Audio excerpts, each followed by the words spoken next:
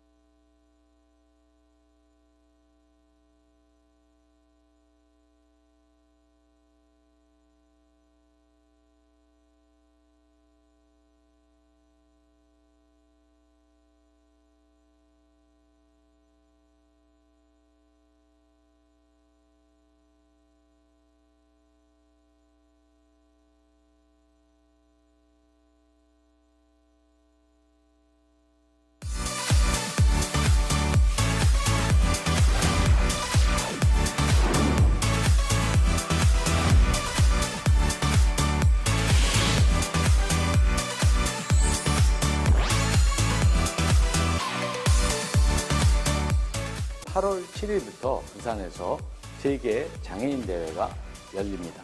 국내 유일의 장애인 전문 채널인 복지TV가 세계 장애인 대회의 주간 방송사로서 행사의 모든 순간을 영상으로 담아낸다고 합니다. 즐겁고 행복한 이번 대회를 복지TV와 함께 해주시길 바랍니다. 장애인 당사자의 목소리를 하나로 모아 세계에 큰 울림을 선사할 부산 세계장애인 대회가 너무나도 기대됩니다. 국민 여러분, 부산에서 봬요. 2023 부산 세계장애인 대회의 성공적인 개최를 응원합니다. 화이팅!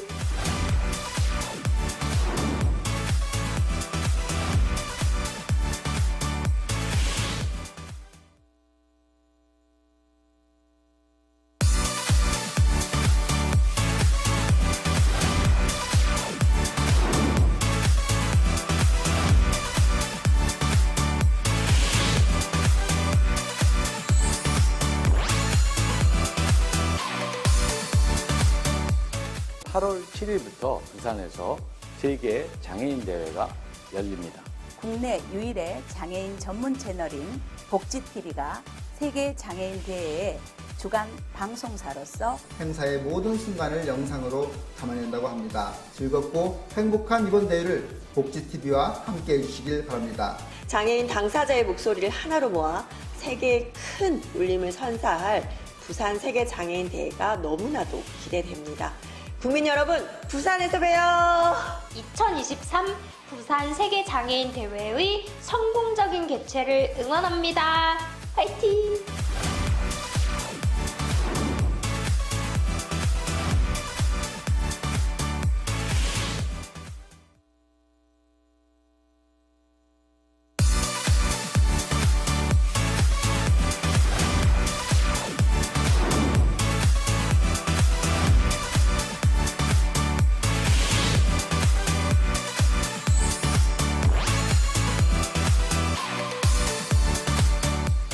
8월 7일부터 부산에서 세계 장애인 대회가 열립니다. 국내 유일의 장애인 전문 채널인 복지TV가 세계 장애인 대회의 주간 방송사로서 행사의 모든 순간을 영상으로 담아낸다고 합니다. 즐겁고 행복한 이번 대회를 복지TV와 함께 해주시길 바랍니다. 장애인 당사자의 목소리를 하나로 모아 세계의 큰 울림을 선사할 부산 세계장애인 대회가 너무나도 기대됩니다. 국민 여러분, 부산에서 봬요! 2023 부산 세계장애인 대회의 성공적인 개최를 응원합니다. 화이팅!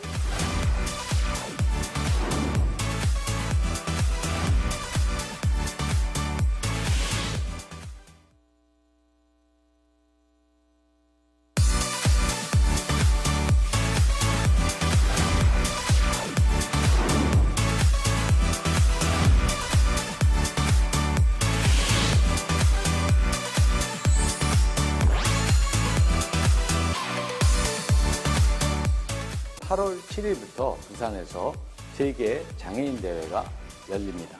국내 유일의 장애인 전문 채널인 복지TV가 세계 장애인 대회의 주간 방송사로서 행사의 모든 순간을 영상으로 담아낸다고 합니다. 즐겁고 행복한 이번 대회를 복지TV와 함께 해주시길 바랍니다. 장애인 당사자의 목소리를 하나로 모아 세계의 큰 울림을 선사할 부산 세계장애인 대회가 너무나도 기대됩니다. 국민 여러분, 부산에서 봬요! 2023 부산 세계장애인 대회의 성공적인 개최를 응원합니다. 화이팅!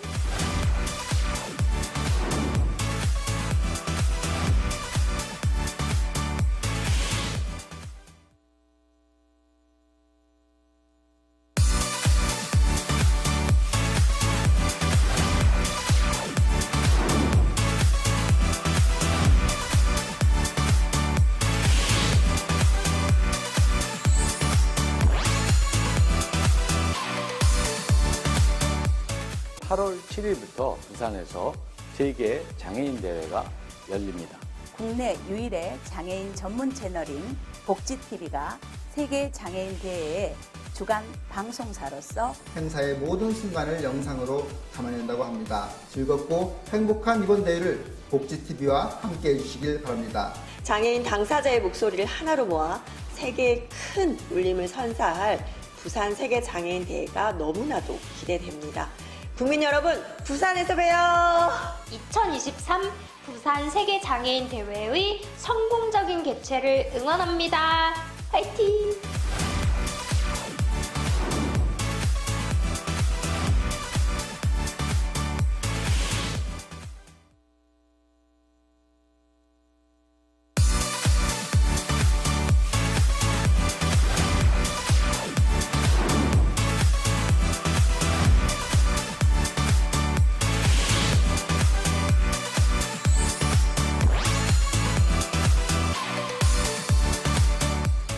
(8월 7일부터) 부산에서 세계 장애인 대회가 열립니다.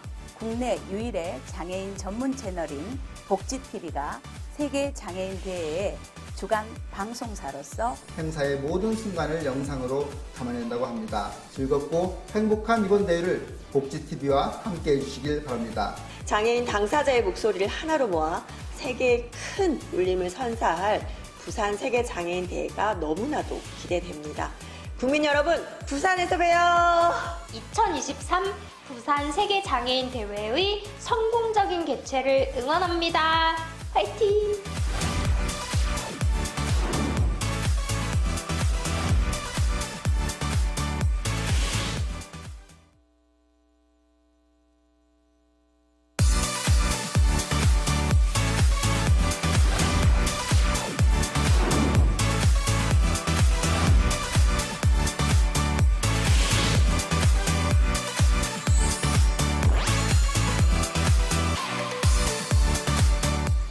(8월 7일부터) 부산에서 세계 장애인 대회가 열립니다.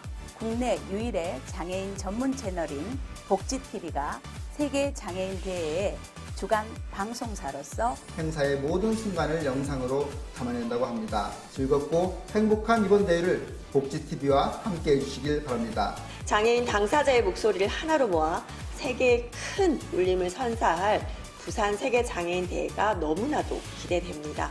국민 여러분, 부산에서 봬요! 2023 부산 세계장애인대회의 성공적인 개최를 응원합니다. 화이팅!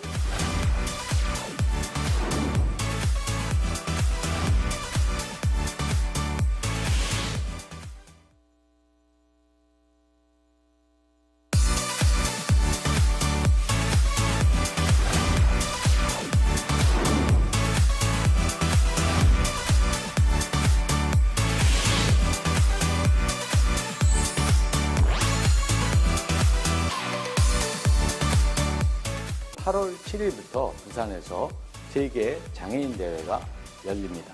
국내 유일의 장애인 전문 채널인 복지TV가 세계 장애인 대회의 주간 방송사로서 행사의 모든 순간을 영상으로 담아낸다고 합니다. 즐겁고 행복한 이번 대회를 복지TV와 함께 해주시길 바랍니다. 장애인 당사자의 목소리를 하나로 모아 세계의 큰 울림을 선사할 부산 세계장애인대회가 너무나도 기대됩니다.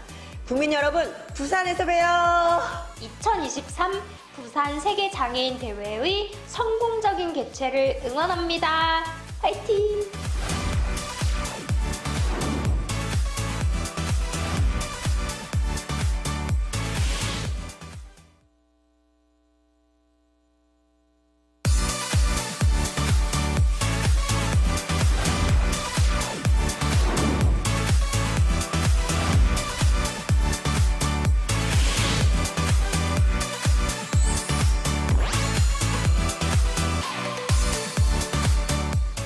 (8월 7일부터) 부산에서 세계 장애인 대회가 열립니다.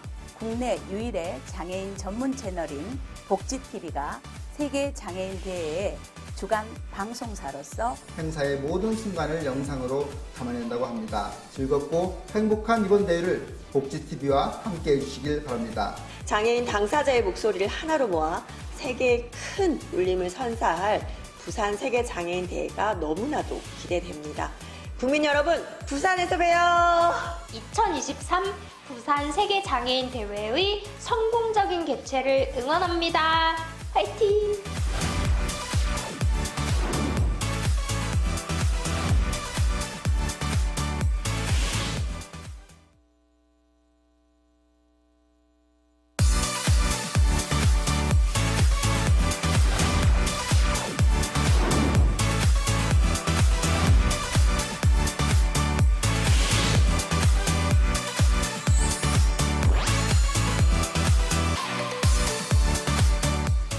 (8월 7일부터) 부산에서 세계 장애인 대회가 열립니다.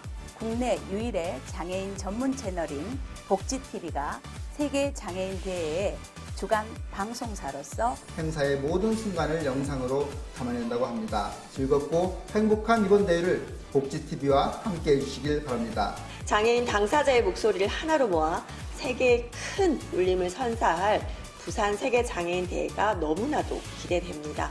국민 여러분, 부산에서 봬요! 2023 부산 세계장애인대회의 성공적인 개최를 응원합니다. 화이팅!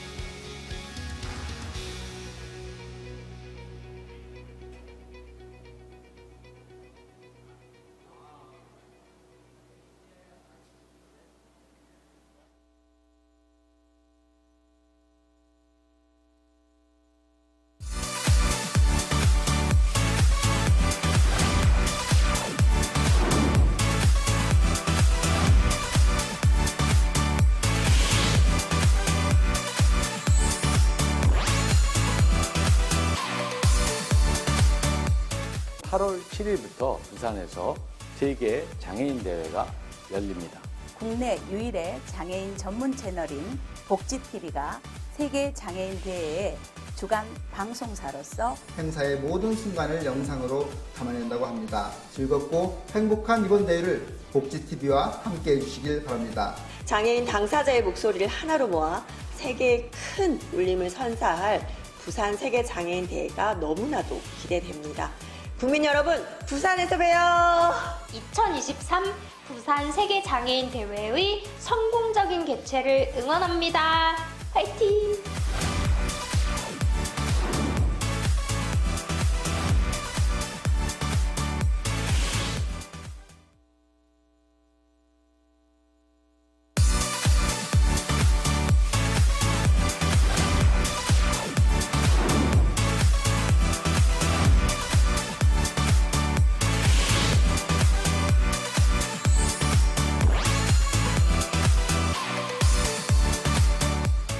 (8월 7일부터) 부산에서 세계 장애인 대회가 열립니다.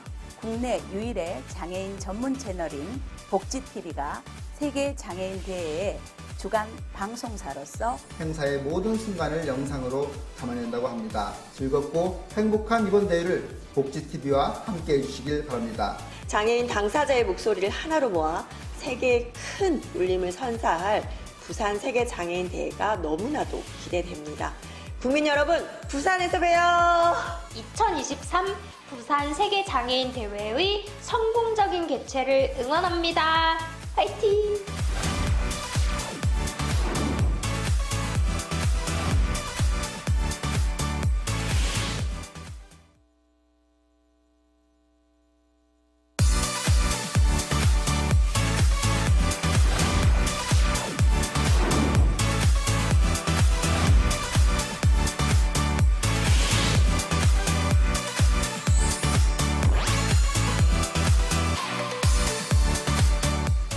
(8월 7일부터) 부산에서 세계 장애인 대회가 열립니다. 국내 유일의 장애인 전문 채널인 복지TV가 세계 장애인 대회의 주간 방송사로서 행사의 모든 순간을 영상으로 담아낸다고 합니다. 즐겁고 행복한 이번 대회를 복지TV와 함께 해주시길 바랍니다. 장애인 당사자의 목소리를 하나로 모아 세계의 큰 울림을 선사할 부산 세계장애인 대회가 너무나도 기대됩니다. 국민 여러분, 부산에서 봬요! 2023 부산 세계장애인 대회의 성공적인 개최를 응원합니다. 화이팅!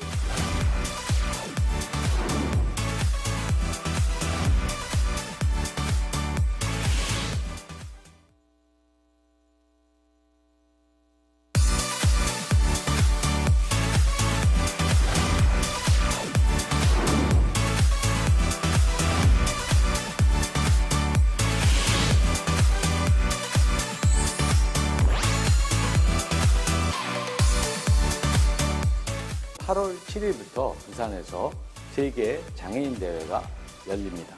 국내 유일의 장애인 전문 채널인 복지TV가 세계 장애인 대회의 주간 방송사로서 행사의 모든 순간을 영상으로 담아낸다고 합니다. 즐겁고 행복한 이번 대회를 복지TV와 함께 해주시길 바랍니다. 장애인 당사자의 목소리를 하나로 모아 세계의 큰 울림을 선사할 부산 세계장애인 대회가 너무나도 기대됩니다.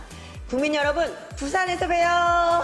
2023 부산 세계장애인 대회의 성공적인 개최를 응원합니다. 화이팅!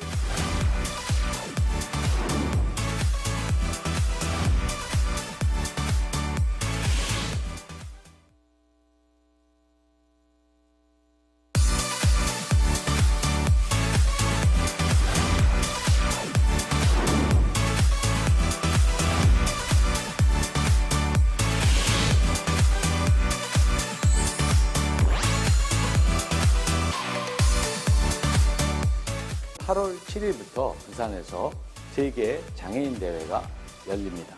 국내 유일의 장애인 전문 채널인 복지TV가 세계 장애인 대회의 주간 방송사로서 행사의 모든 순간을 영상으로 담아낸다고 합니다. 즐겁고 행복한 이번 대회를 복지TV와 함께 해주시길 바랍니다. 장애인 당사자의 목소리를 하나로 모아 세계의 큰 울림을 선사할 특별연설 및 라운드 테이블 5가 진행될 예정이오니 장외에 계신 참석자분들께서는 행사장으로 입장에 참석해 주시기 바랍니다. Ladies and gentlemen, please remark and round table 5 will start shortly. We cordially ask that you move to front rows and fill the front seats first as you come in for people arriving later. 아울러 원활한 행사 진행을 위해 소지하신 휴대폰은 잠시 꺼두시거나 진동 모드로 전환해 주시기 바랍니다. Please refrain from using your mobile phones during the proceedings and either turn off your mobile phones or put it in the silent mode. 본 행사는 한국어, 영어 동시 통역과 수어 통역 서비스를 제공합니다. 통역 수신기에서 한국어는 채널 1번, 영어는 채널 2번을 선택해 주시기 바랍니다. Korean and English interpretation will be provided during the sessions in this hall. The channel number 1 is Korean and number 2 is English. Thank you.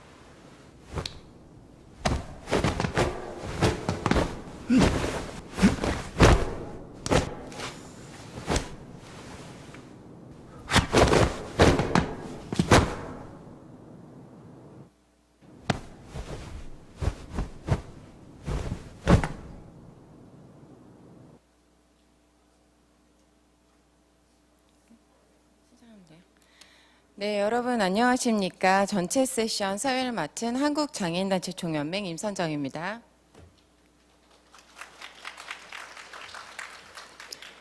(2023) 부산 세계장애인대회는 주간 방송사 복지TV 유튜브에 생방송으로 송출되고 있습니다. 또한 남수미 박미경님께서 본 세션의 수어 통역사로 함께 해주고 계십니다. 국제장애인연합에서 주관한 이번 세션에서는 지역사회 통합을 주제로 특별연설과 라운드 테이블이 진행되겠습니다. 그럼 첫 번째 순서로 호르에 알아야 인권 고등판무관실 장애인권리위원회 사무총장님께서 지역사회에서 자립생활을 위한 서비스의 변화에 대한 특별연설을 들려주시겠습니다. 여러분 큰 박수와 함께 무대로 모시겠습니다.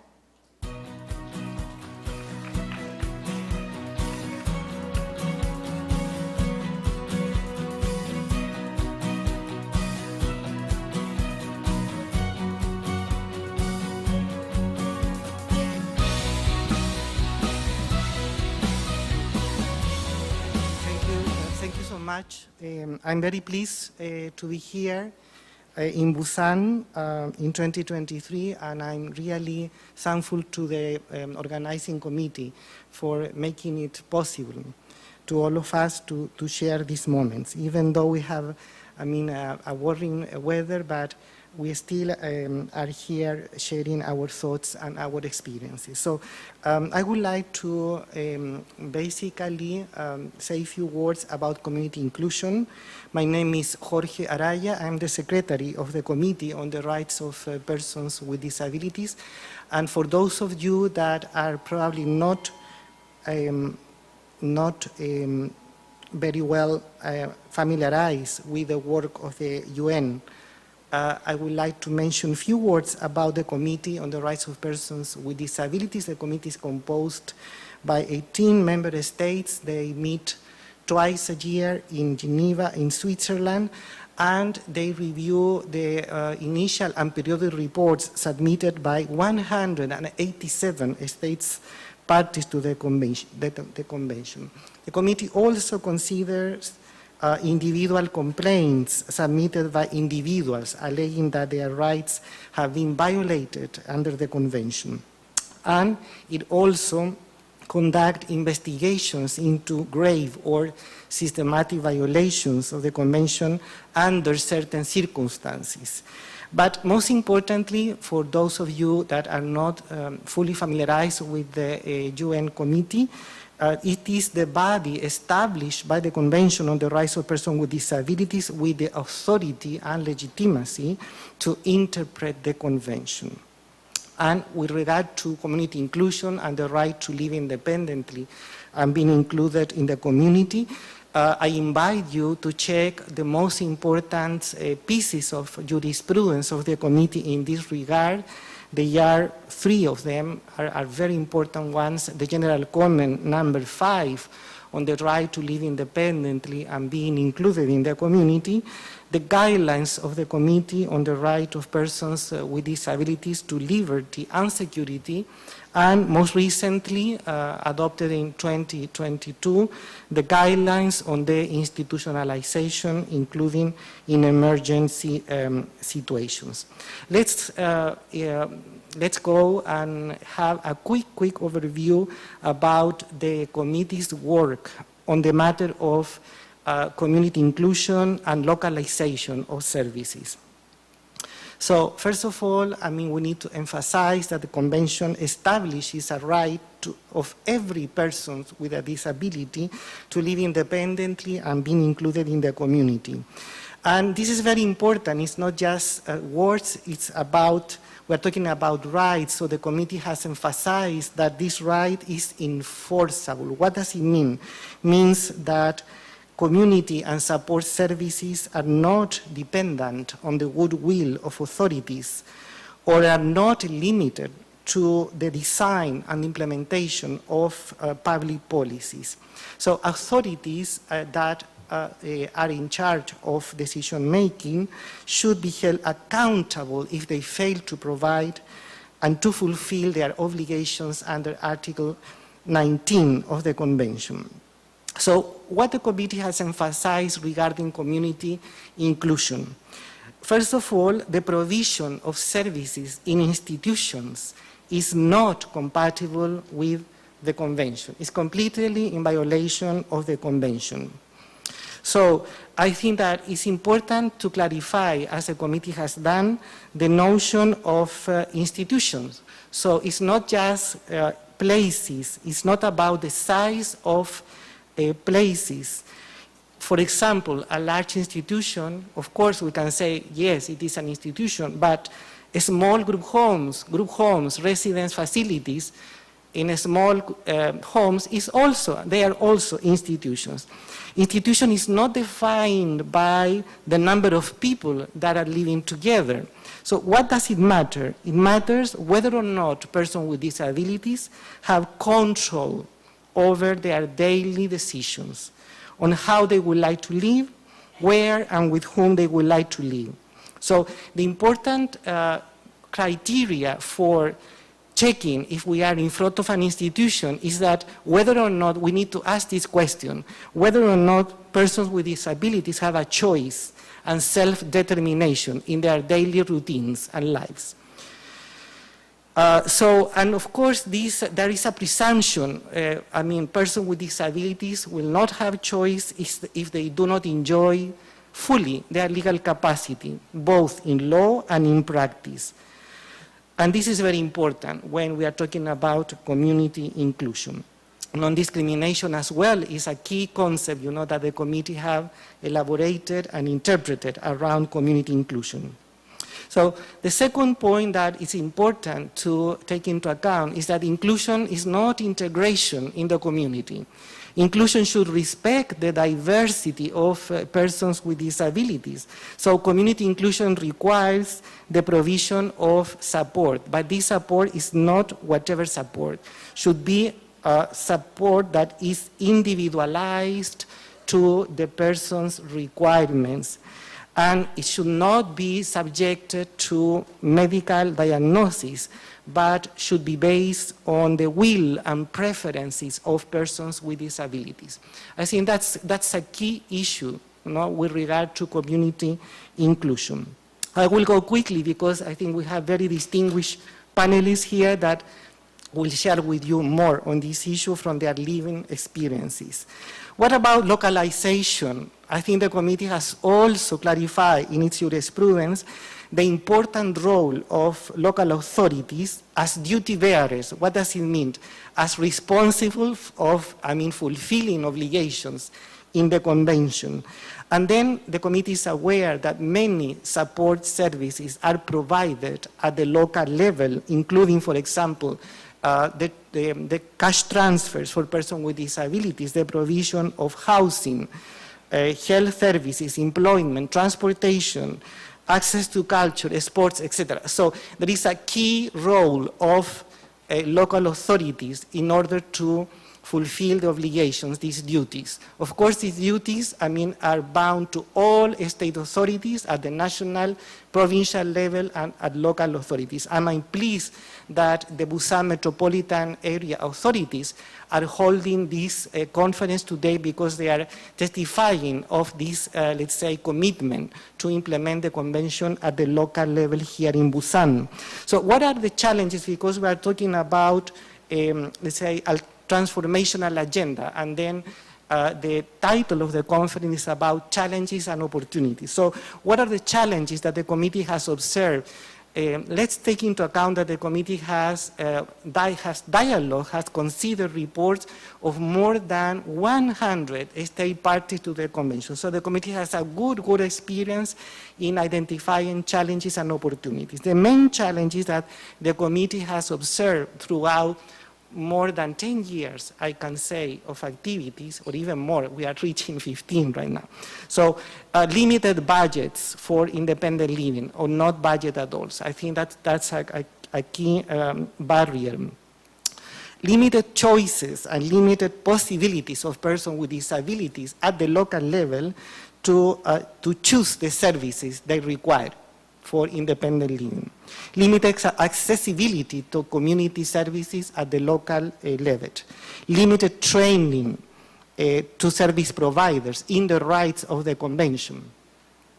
Limited participation of persons with disabilities in decision-making at the local level. And this is key because, of course, if they do not participate, they do not can shape, what decision-making should be. And then, most worryingly, is the continuous provision of services in segregated settings at the local level.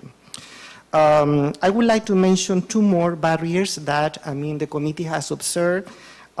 Gender stereotypes that excludes women with disabilities from participating in decision-making, and prevailing stereotypes against persons with intellectual disabilities and persons with psychosocial disabilities that prevent them as well to be included in the community.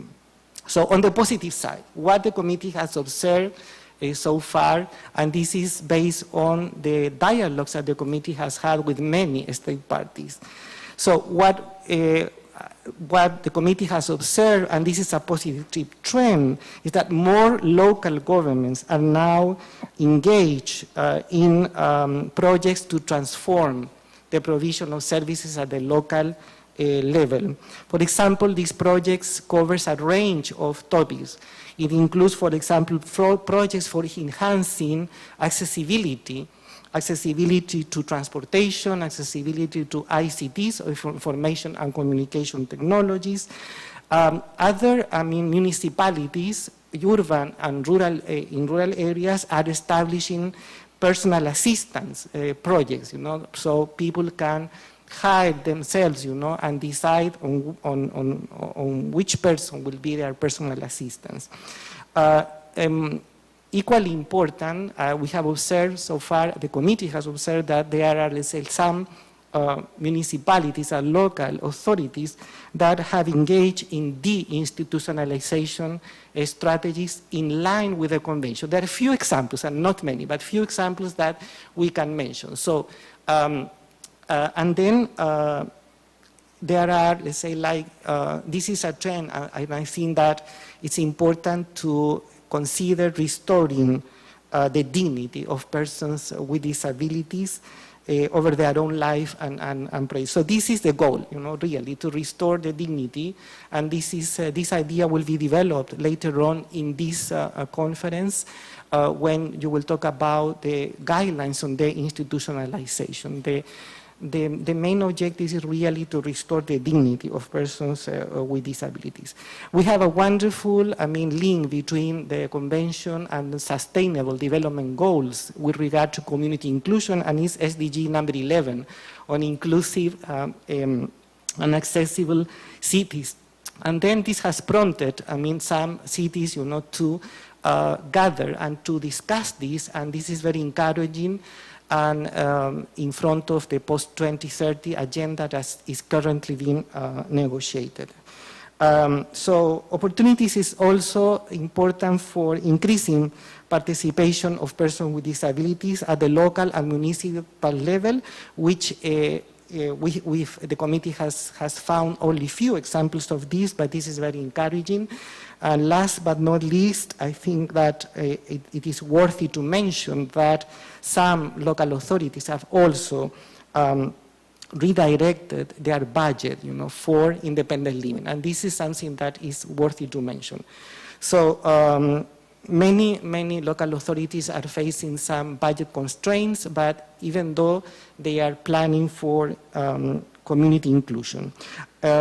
I'm just would like to finalize by saying a couple of things. First of all, I would like to mention specifically the situation of community inclusion of children with disabilities. So the convention explicitly exclude and prohibit the institutionalization of children with disabilities, and this is very important. So alternative care, for example, that is included both in the Convention of the Rights of the Child and in the Conventions of the Rights of Persons with Disabilities, according to the committee and the convention, of course,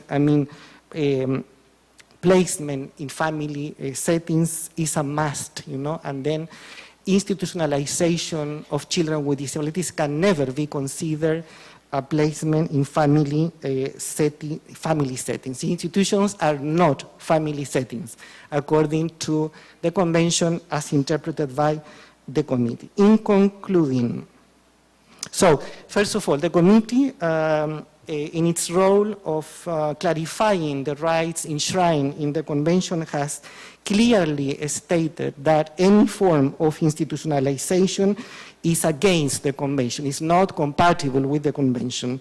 So in few words, no excuses. There's no excuse for, let's say, perpetuating institutions. Second, the committee has established a clear roadmap towards the institutionalization and the transformation of services at the local level. And most importantly, it's crucial that local authorities involve fully persons with disabilities in decision-making related to all matters affecting their lives. So with this, I think it was like an introduction to the topic of community inclusion and localization, the implementation of CRPD at the local level. And I really want to extend again my sincere appreciation to authorities in Busan, and I wish you the best for the future, particularly for your 2030, World Expo. That for sure, I think that Busan deserves to be nominated as a city, and I fully, my hope is that when you got the nomination in December this year, you also plan for having a World Expo 2030 Busan, fully inclusive to persons with disabilities. Thank you so much. 네, 좋은 말씀 해주신 연사님께 다시 한번 감사 인사드립니다. 그럼 바로 이어서 라운드 테이블을 진행하도록 하겠습니다. 이번 라운드 테이블은 좌장으로 참여해 주신 국제장애인연합 지원센터의 안바 기르시 살렐카 선임 매니저님께서 진행을 해 주시겠습니다. 그럼 저는 이만 좌장님께 마이크를 넘기도록 하겠습니다. 좌장님 부탁드립니다. Thank you very much. Good morning, everyone, on this rainy, windy morning here. We thank all of you for joining us despite that, and also to the organizers for being able to innovate and improvise and make sure that we could all be here together. And thank you, Mr. Jorge Araya, for your opening remarks, because that has made my job easier as a moderator, and it has definitely given us a background with which to proceed on this very timely and important discussion on community inclusion. We have been told when we studied the CRPD, or maybe even earlier than that the CRPD, the Convention on the Rights of Persons with Disabilities, does not create any new rights, but it has always created a goal, an end game. And to many of us, that has really been the idea of community inclusion. The idea that it is not really sufficient to talk about, say, full accessibility, or to talk about disability inclusive social protection as these sort of, these issues in silos. Not achieving these even to 100% does not result in our being included in the community. And that achievement requires so much more. And there's so much within the CRPD to explore. And as Jorge mentioned, there's so much that the Committee on the Rights of Persons with Disabilities has explained and has elaborated, right from the general comment number 5 to the most recent, in fact, even the deinstitutionalization guidelines really hark back to that, to this issue. And we will learn more about that from our panelists, I'm sure.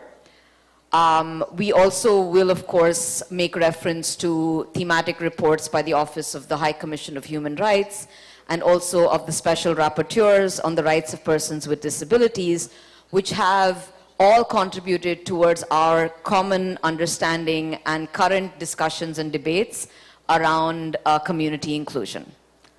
So, with that, my name is Amba Salilkar. I am the Senior Manager of the IDA Help Desk. I am joined by a distinguished panel which are bringing us global, regional, and national perspectives.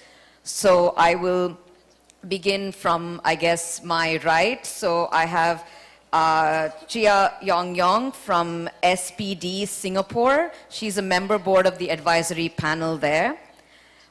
We have Bhargavi Dawar, Dr. Bhargavi Dawar, who is the Executive Director of Transforming Communities for Inclusion.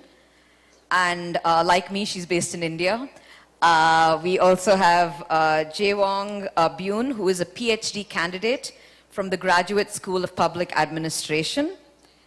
And we are also, last but not the least for sure, we have Vilane Remengzo, who is the co-chair of the Pacific Disability Forum. So we have organized this conference, or this particular panel, in a more interactive session. So I'm going to prompt our speakers with a few questions. And hopefully we will have time for questions in the end. So my first question is for Bhargavi and for Vilane about the outstanding issues around community inclusion that the OPD movement needs to focus on. I think we've had quite a discussion on the theoretical background of it. So we'd like to now look at what are the outstanding issues. Thank you, Bhargavi. Is it Bhargavi can start? Vilane? Okay. All right, I think I'm the youngest one, so I'll go ahead and start. Good morning, everyone. Thank you for this opportunity. It's good to be back in Korea, particularly here in Busan. Community inclusion, I guess this panel is very close to my heart, which where I come from Palau, a very small island country in the Western Pacific, just a dot in the map. But after all these years in this movement, we have to look back. I know there's so many issues around disability. As a person with disability, born and raised, there's so many we can name. The list goes on and on. But after consideration and looking around and all this work that I've done, I only have 3 outstanding issues that I can name from here. First, we have to know what is disability. We have to understand disability, the concepts and the different impairments. Let's be realistic. Are we inclusive in this conference, particularly for persons with intellectual and psychosocial disabilities? Do we understand them? Do we understand their needs to fully participate in this conference? So we need to understand disability, its concepts, and different impairments, because the understanding of disability in Palau would be different in Fiji. So we have to have the same message and understanding of disability so that we, persons with disabilities and OPDs, have a better understanding of what is disability, and we be empowered and trained, and we can advocate to our partners, the government, and the community. My second point is we have to understand what are these preconditions to disability inclusion. When we say accessibility, we have to understand what is it. How do we access services to information, in communication, and technology? We have to understand these preconditions to inclusion. For us in the Pacific, we say accessibility, assistive devices, community-based inclusive development, social protection, support services. What are these? We need to have understanding of these preconditions. Together, we can work to ensure that the services are accessible for persons with disabilities, for instance. And finally, my last point, we have our Constitution, the Convention. How many of us know and better understand the Convention? We need to localize the Convention at the community level, to our partners, to our government and the community. How do we understand the Convention and link it to the Sustainable Development Goals? We always say, leave no one behind, but who are we leaving no one behind? How do we ensure that CRPD message across the country, particularly for those who are still marginalized at the grassroots level? And in this way, we can implement the convention, and we are leaving no one behind. Thank you, Amba. Thank you, Vilani. Bhargavi? Sorry?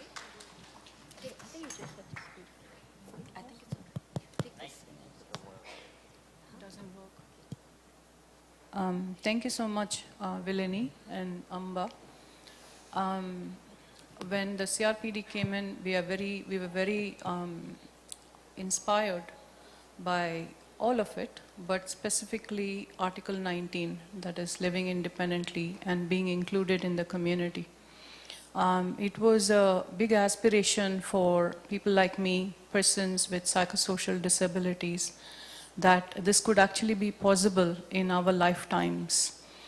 15 years down the line, there are still a lot of organizations, stakeholders, and people saying that we should start to include persons with psychosocial disabilities.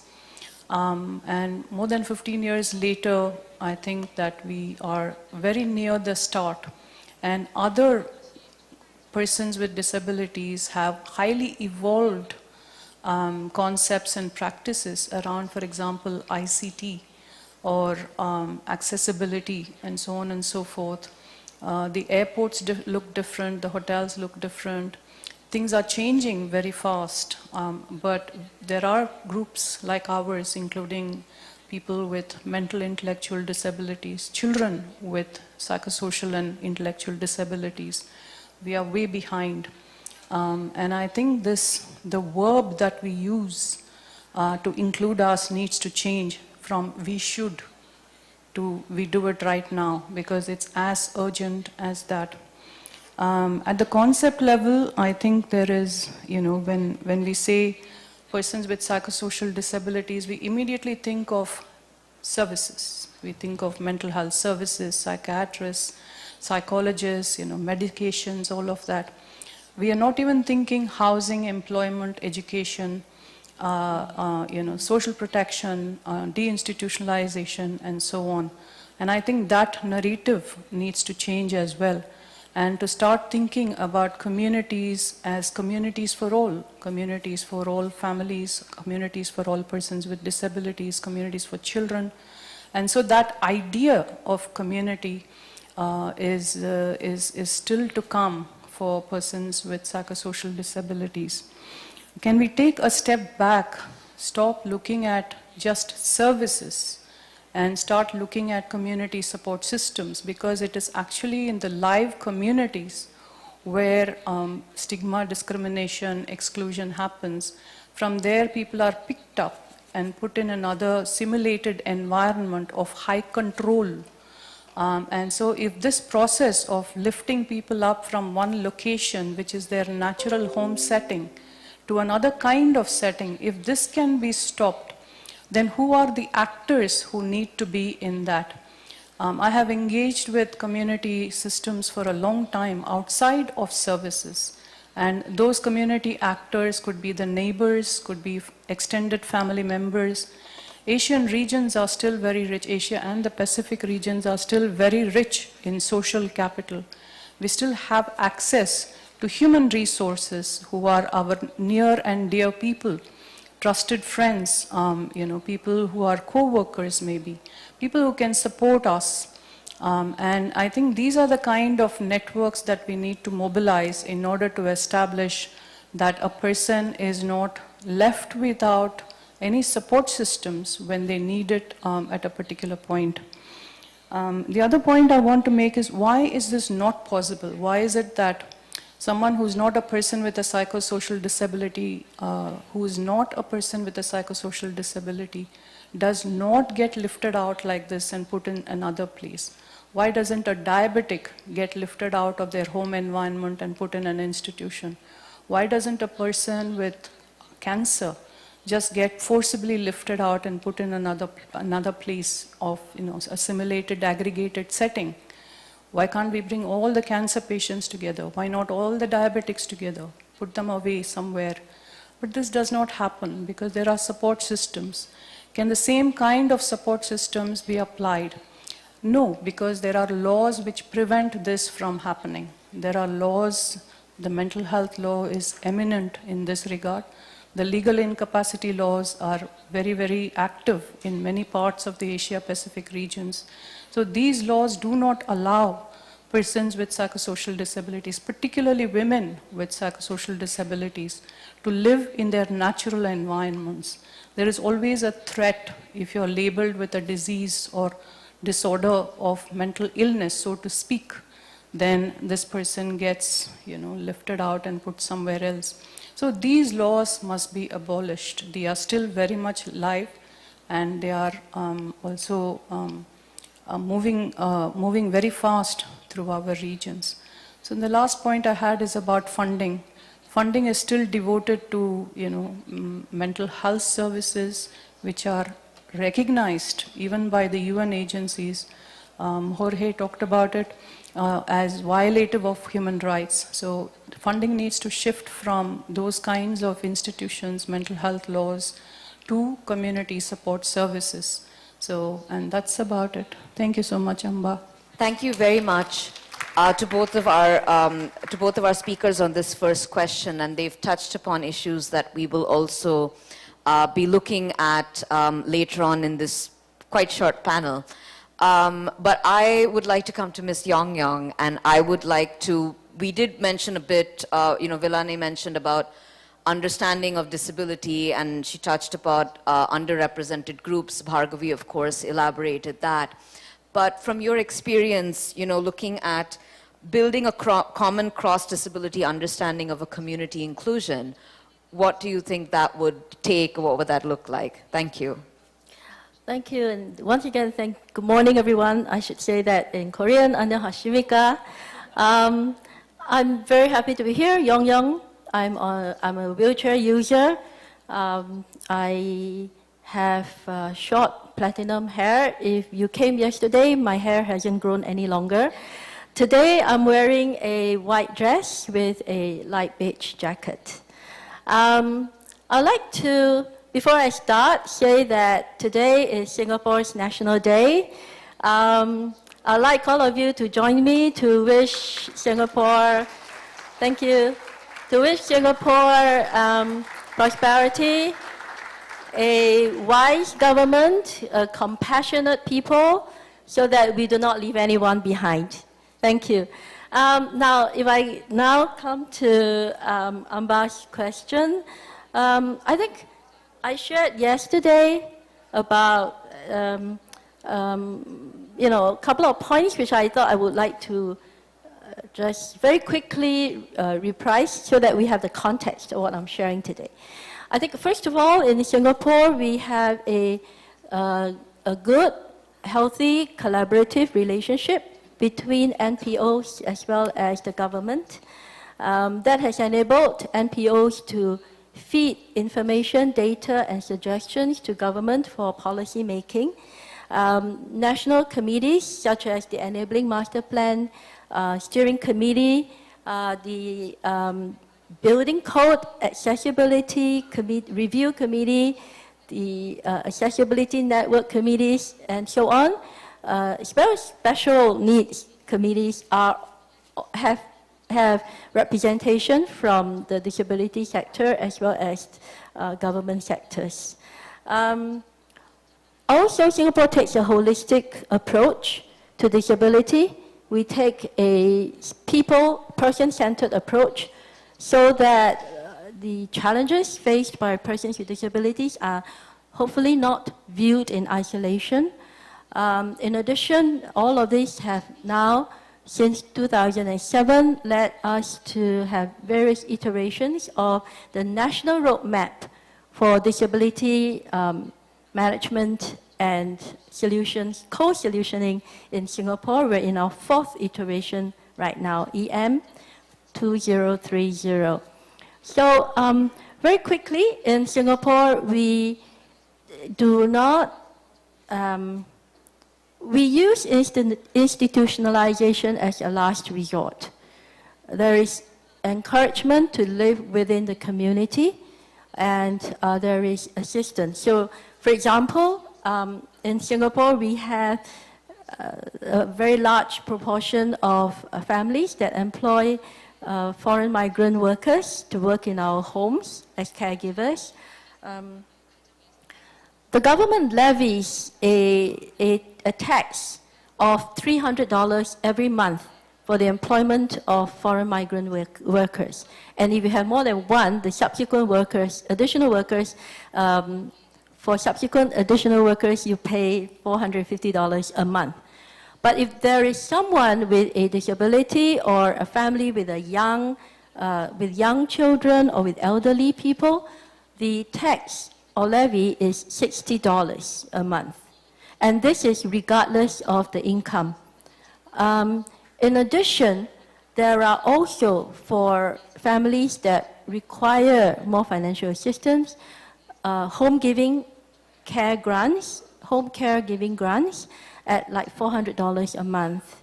This is also in addition to the activity centers. So a lot of encouragement plus the use of assistive technology for an universal design to encourage people with disabilities to live at home within the community. But it's no fun living at home, right? We need to step out of the homes. So since 2006, public housing in Singapore has accessible features within the home itself as well as within the community. So there are lifts and there are ramps to parks, exercise stations, to eating places, coffee shops, to public transportation nodes, and everywhere. And there are also very many common living facilities within public housing estates. And in case, and maybe I should also share that in Singapore, 80% of our people live in public housing. If you take the home ownership rate, including non-public housing, we have about 89% of Singaporeans who own their own homes. 20%, if you take the lower income group, the bottom 20%, 85% of that group own their own homes as well. So when I talk about the accessibility of public housing, I'm not referring to a small group, I'm referring to that very large group within our community. So getting out of our homes and then getting from one place to another, the transport, public transport, the buses and our subway trains are 100% accessible. Also, there are considerations for those who may have invisible disabilities, but who may need seats in public transport. There is a card and a lanyard that says, "May I have a seat, please?" So you don't have to explain like why I need a seat. Also, in government buildings, about 80%, I think, are barrier-free for those that are accessible to the public. In Singapore also, there is government grant for buildings that are built before 1990. The grants go up to 80% for building owners to make the buildings barrier-free. If a building is built before 2013, there is a 60% grant for to make the building even more accessible, beyond basic accessibility. There is also information technology access. Why am I sharing about what we have been doing? Because I think these are very important issues that have to be addressed to get us out of our homes into the community, and then to go to school, go to work, because the more we are seen, the more we are heard, the more we become accepted as people within the community. Not as people on wheelchairs, not as people with psychosomatic issues, not as people who are autistic, but as another member of the society. And that is, again, another important aspect of our public education, where we encourage people to come forward as they are, not just as people, not being marketed as people with abilities. It's very tempting for us to say, look at us as people with abilities, not as people with disabilities. I said, no, let's not do that. Look at us as people with abilities and people with disabilities, because acceptance is about accepting us the way we are. And that's what we want when we get people out into the community, to schools, to work, and to serve, that people may see that actually we really are one of them. So this is how we try to do it in Singapore. Thank you. Thank you very much for that intervention. And congratulations on Singapore's National Day. I think that just, what has been interesting is, of course, we're now, a lot of things have come out from this discussion, really looking at what we mean by community inclusion. And there's a very valuable point in that, looking at deinstitutionalization, or even looking at institutionalization as a last resort, does not automatically lead to community inclusion. There are so many other aspects that need to be built into this, simply because we run, and this is something which comes very clear in the CRPD committee jurisprudence, that an institution is not a place, it's an approach. Like, you can be institutionalized in your own home. And it is really about the essence of what that means and your ability to make choices like everyone else.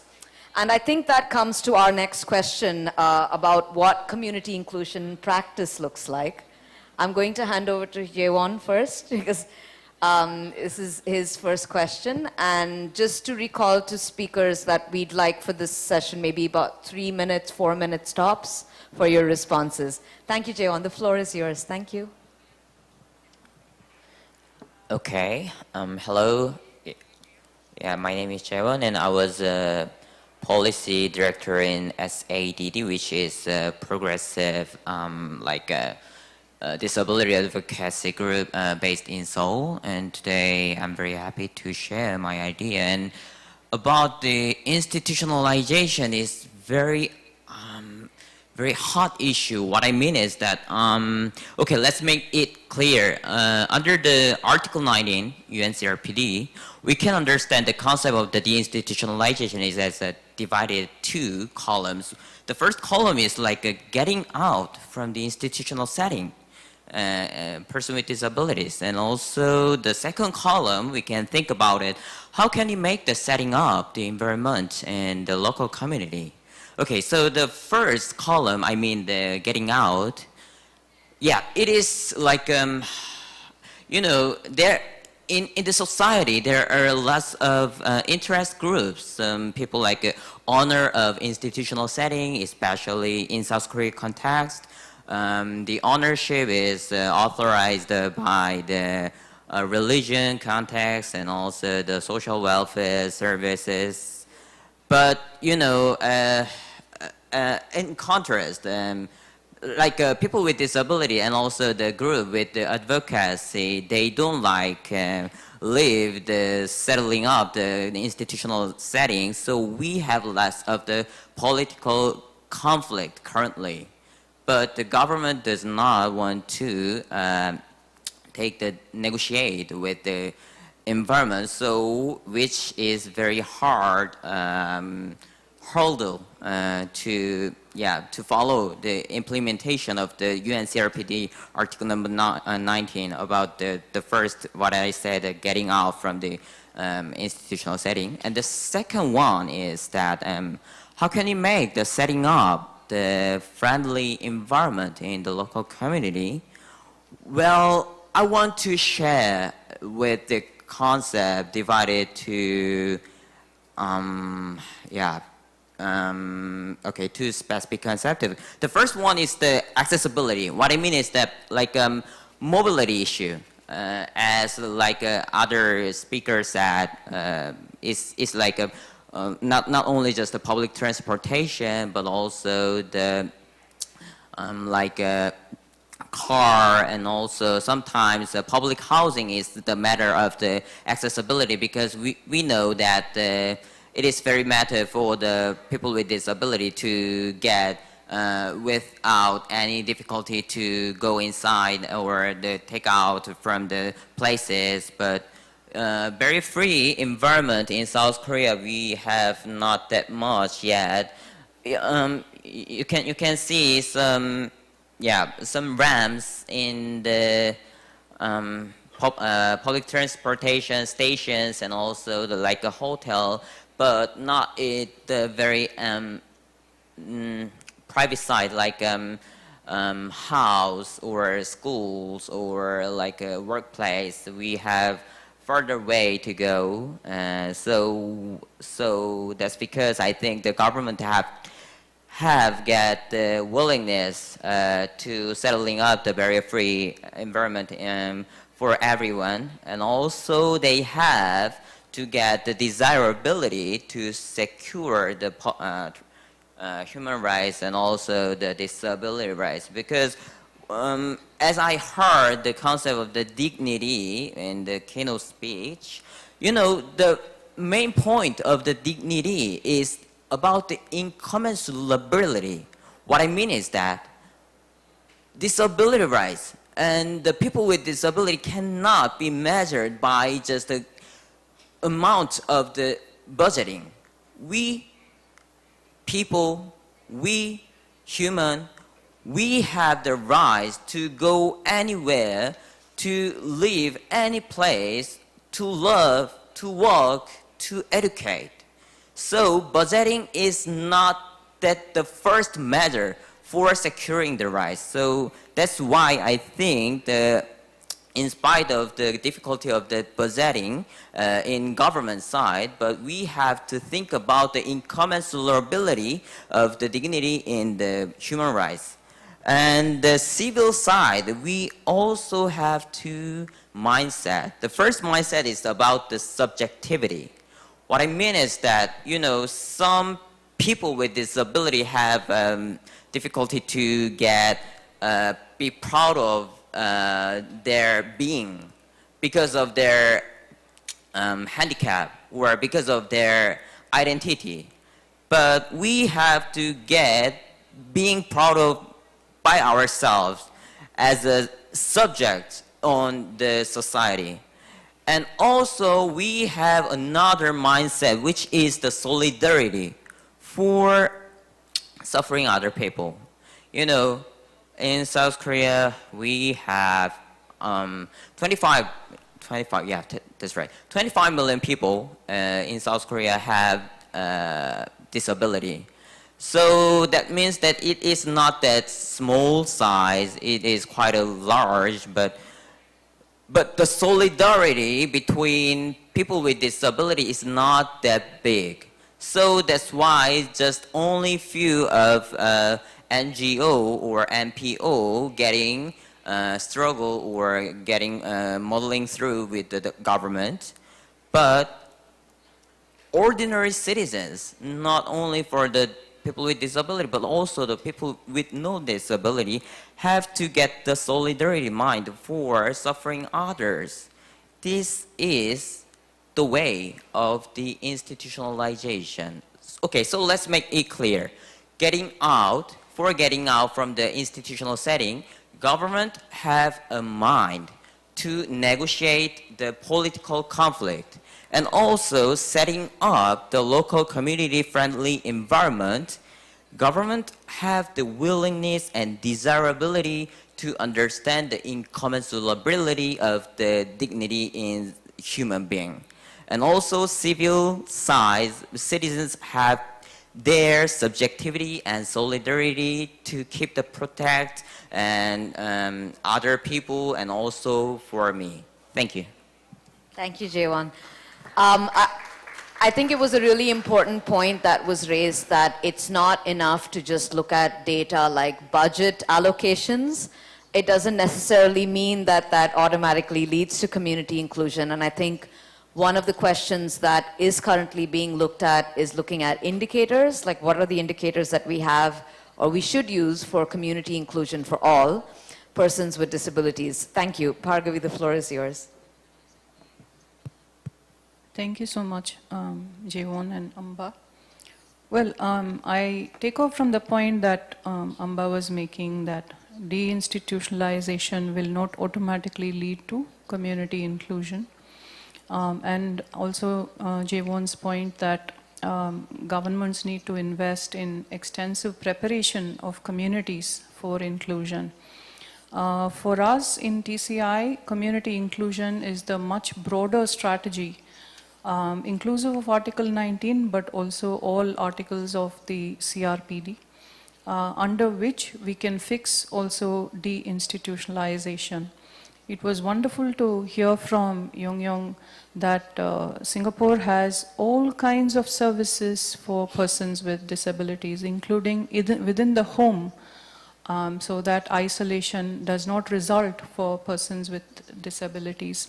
However, we still heard, and this is case with high-income countries in Asia Pacific, there are too many institutions still, despite those services being available. So why is it that there are very high-income countries offering all kinds of services, but still the institutional culture has not gone out of the policies and out of the funding and out of the infrastructure and all of that? Those remain. And so this is a paradox. This is something that Jaewon, I would include it among the incommensurabilities that Jaewon talked about. And I would like to say that a large part of that is because of these kinds of services do not result in attitudinal change. It doesn't result in breaking down the stereotypes about persons with mental, intellectual, psychosocial disabilities which have existed for centuries. And so for us, awareness, that is Article 8, is equally an important way of practicing community inclusion. In so far as families are not flooded with information how to support for persons with disabilities and how to support persons with psychosocial disabilities, how to manage situations of conflict in the household which often results in crisis.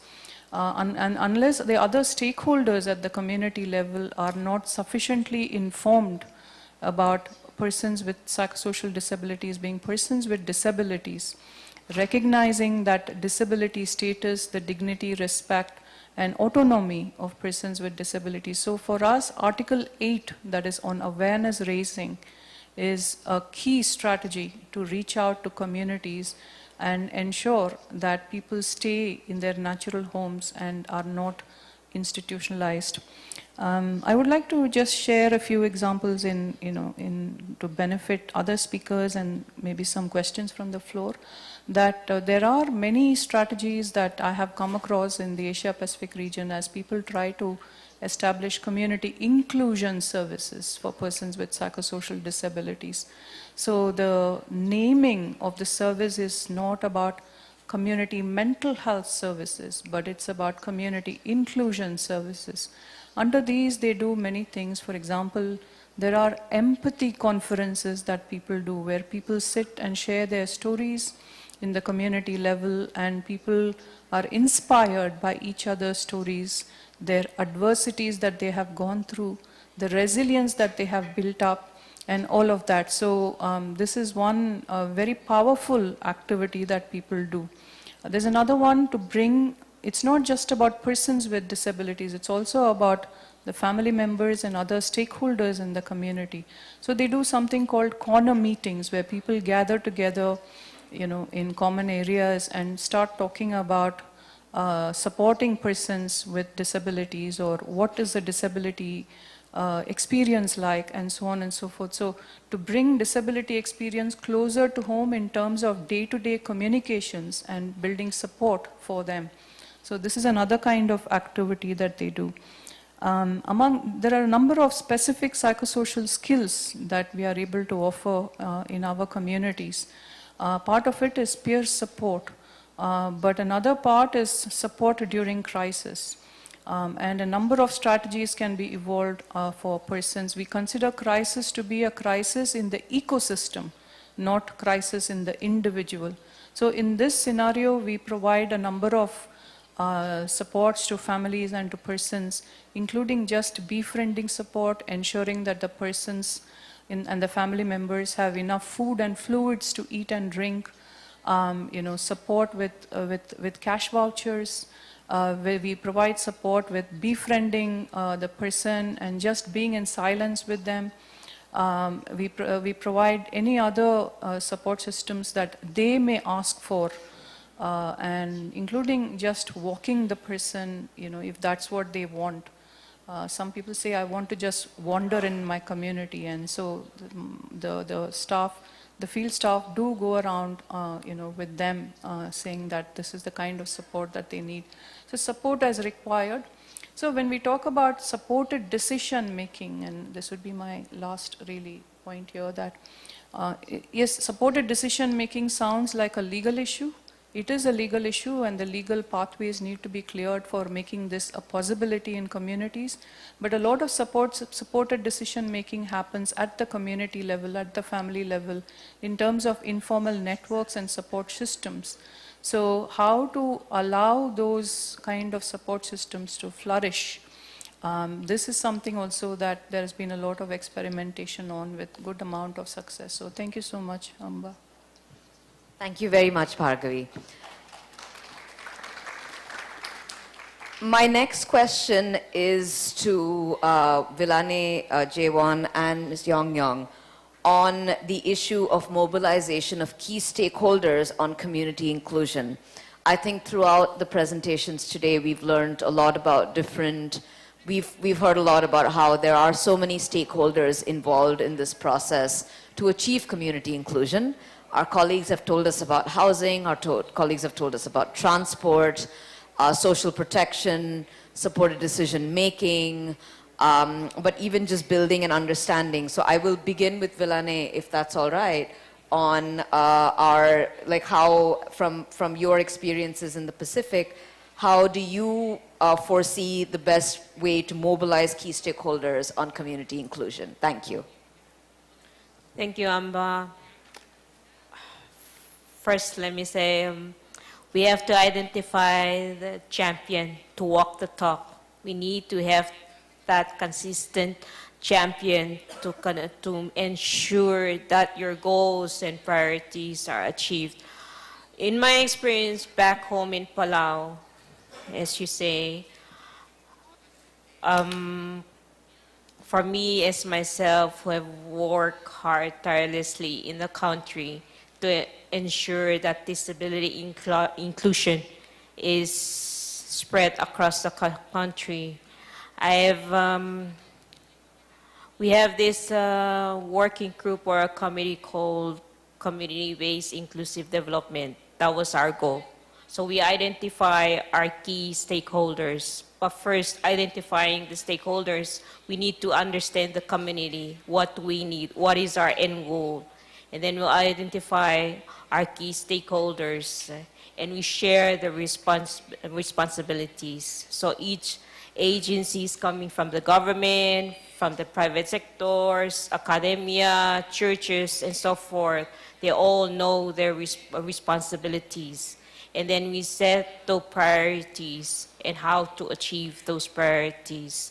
This is kind of like a snapshot of what I had with experience at the country level, but as well as with my other role in the APRSM for the past 2 years as a focal point for the constituency of how to bring the multi-stakeholders within the Asia Pacific when the Pacific Disability Forum is the focal point on disability constituency within the APRs, and this is a mechanism on SDGs. So this is what I've experienced so far. Thank you. Thank you very much. I will now pass to Ms. Yongyong, if that's all right, and then to Jaewon. Is that fine? Thanks. Thank you. In Singapore, our social compact comprises 3 important parties: the people sector, people like ourselves, the NPOs, the public sector, there will be the government and the various agencies, as well as the private sector. So this would be the 3 groups of stakeholders that we need to build trust between. And how do you build trust between stakeholders? Really, it's in small steps, by working together and by persuading each other that what we want to do is for the benefit of one another and not just for ourselves. So this is the basic approach, I think, that we take in Singapore. And over the 50 years, almost 60 years, we have made progress along this line with very, very small steps. And really, what you see in Singapore today, all the things that we're able to achieve, we stand upon the shoulders of those who've gone before us. They worked very hard, and they built the foundation of trust. So I think that's what we need to work further on. Thank you. Okay. I want to share 3 ideas. The first one is about the intersectionality. What I mean is that people and government have to help to grow more advocacy group with intersectionality. For example, a woman with disability or people with severe disability, and also LGBTQ issues. Yeah, as a person with disability, for me, I'm just a muscular man, so I do not fully understand what matter of the woman with disability have struggled in their lifetime, and also the severe disability or LGBTQ issues too. So we have to focus on more the concept of intersectionality. And also the second thing is about getting more power of the committee. What I mean is that, you know, every country have their own committee with getting opinion in the street level of people with disability. But most of committee have not enough the obligatory power to settle up the legislation or like regulation. So it needs for securing their rights and also their actual power in the policy making. And the last one is about the representation. Before starting this presentation, I'm very inspired talk involved with Cha Yong-yong. She said people with disability have to get more participate at the official level because in activists we can see one side to the government, but at the government side we can see both sides in civil level and also the government level. So which means is that representative bureaucracy is very matter for policy implementation.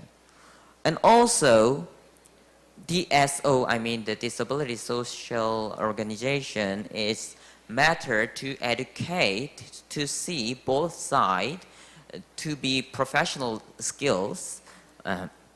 And the last one is in the parliament or like politicians, people with disability have to more participate to get more power to understand and to negotiate and also to compromise their voices of the disabilities. And lastly, I want to highlight the concept of the collaboration. Collaboration is not the mobilization. We have to focus on the concept of collaboration in the participating of the policy process, not the mobilization. Thank you. Thank you very much. Ms. Yong-yong, you wanted to add something to Yes, your... thank you. Please. Yes, thank you. And Chairman, what I said was because I was inspired by your intellect, and I thought you would be a real asset both to the government and to the disability sector. Thank you. And I also wanted to say that each of us can play a part. In Singapore, the feedback and the policy making impact that we have, it's many times through closed door discussions. Behind doors, we explore issues with the government officials, and also we participate in the consultations, many consultations held by government in Singapore, and we take part. So what I would like to encourage is that you can do both at your end, encourage government to have more consultations, and on your part, initiate the consultations. Thank you. Thank you very much. The mobilization, thank you. The mobilization of stakeholders is something that is being seen at, even at the global level.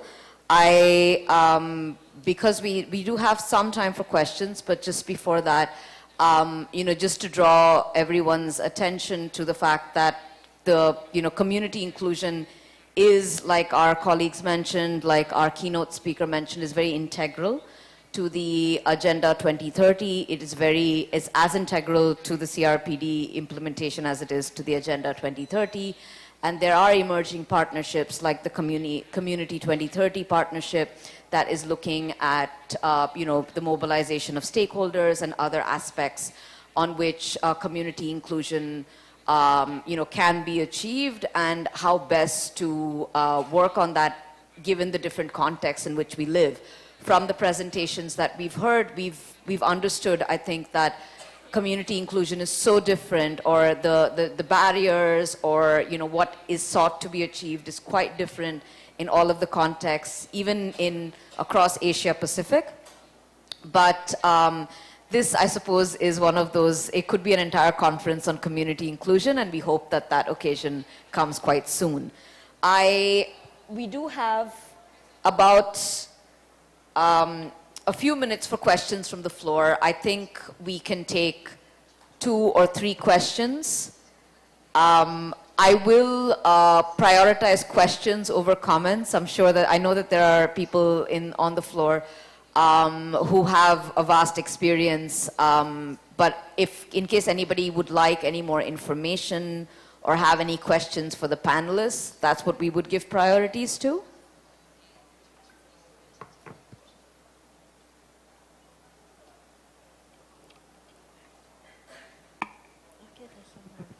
There is? Oh, Steve, of course. Thank you very much for these fantastic interventions this morning, very thought-provoking. My name is Stephen Allen from the Validity Foundation. I was struck throughout the discussion about the need really to invest in community support networks and systems. And I'm wondering about your views on how we can capture good practices around this, because often policymakers tell us they don't understand how to do this, how to support the development of community support systems. So I'd be very, very interested in your thoughts on that. Thank you. Thank you, Stephen. Before I pass the floor to the panelists, if there's any other questions.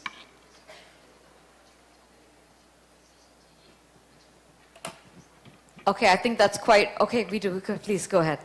Hello, my name is Rina Lee, working for RI Korea. You have shared many valuable experiences and suggestions. Thank you very much. And I'm just wondering, in order to make the community living, actually, one of the very first things should be service delivery systems.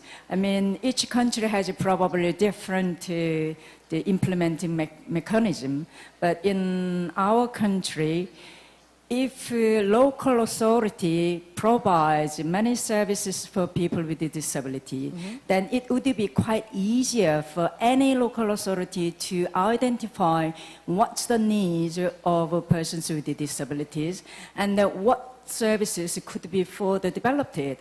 But in our country, most of the services for persons with disabilities are delivered directly from central government or separate, like several identified agencies. So I wonder how you think of like local authorities governing those actual services. Thank you. So we're at the 5-minute left mark. I will just ask the speakers if they'd like to volunteer to answer any of the questions. Yeah, so Bhargavi, J1, would you like to respond as well? Yeah, so Bhargavi, would you like to go first? Is that okay? Thank you, Stephen, for that question. I think the first step is to recognize that community support networks are a viable social entity, that there can be even legal procedures that are brought in order to validate them before a registry or something. But that apart, for certain things like supported decision making, support networks, generally support for persons with disabilities to work, this entity, the social unit at the localized level, needs to be recognized as valid. And there is a lot of suspicion about community, and the service providers jump in before it is time for them to do so. And so this is important. And of course, investments in good practices. We struggle in TCI to develop, there are a number of practices that we know. But we struggle, because there is no recognition of this at the policy level or at the state level or at the regional level, at the donor level, stakeholder level, documenting those good practices become immensely challenging for organizations or for OPDs. Yeah. Thank you. J1 and Villanay, we have 3 minutes, so I give you a minute and a half each, okay? Okay, thank you, Ellen. Because of the limited timing, then I cannot fully introduce of the policy program level. Yeah, so I understood that you asked me and other speakers about the policy program for capturing the deinstitutionalization process. I would like to suggest two programs. The first program is the public supportive housing. It is very important, especially in South Korea. Getting more the number of the supportive housing is the key point of the speed and the process of the deinstitutionalization. But we have struggles because of the getting housing.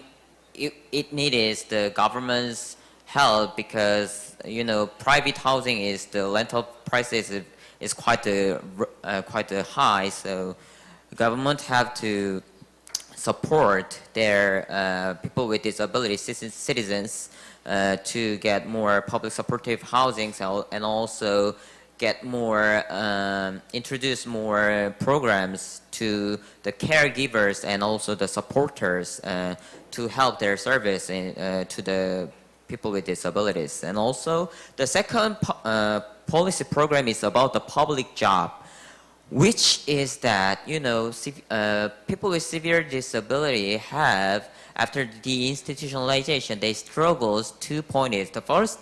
The first problem is about the financialization, the financing issues. And the second issue is about the networking. The institutionalization is amazing, wonderful, but after that, what?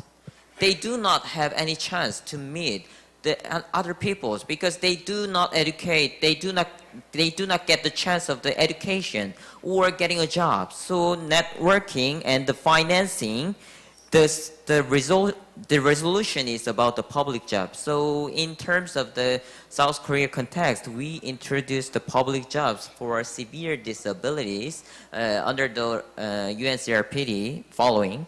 So I think these two kind of the matter, public housing and public job, which are the priority for the policy programs. Sorry, I just thank you so much, and also you know where to find the panelists. So okay. Philane, the last word is yours. Thank you. Just very quickly, yes, we have the same here in Korea. The services come from the government, from the private sectors, from the civil society. But we also, there's ensuring persons with disabilities are within the committees like humanitarian situations, health services, and so forth. And we can talk further more after this. Thank you. Thank you very much to our panelists. Thank you very much to the organizers. Like I said, you know where to find the panelists. Please keep the discussions going. And we will see you. Please stay safe for the remaining days of the conference. Thank you very much to you all for your enthusiastic participation and to the audience. Thank you. 네, 토론을 이끌어주신 자장님과 참여해주신 패널분들께 다시 한번 큰 박수 부탁드립니다. 네, 그럼 잠시 휴식 시간을 갖고 저는 마지막 전체 세션인 특별연설 및 라운드 테이블 6로 다시 인사드리겠습니다. 퇴장 시에는 사용하신 통역 수신기를 꼭 자리에 두고 이동해 주시기 바랍니다. 감사합니다.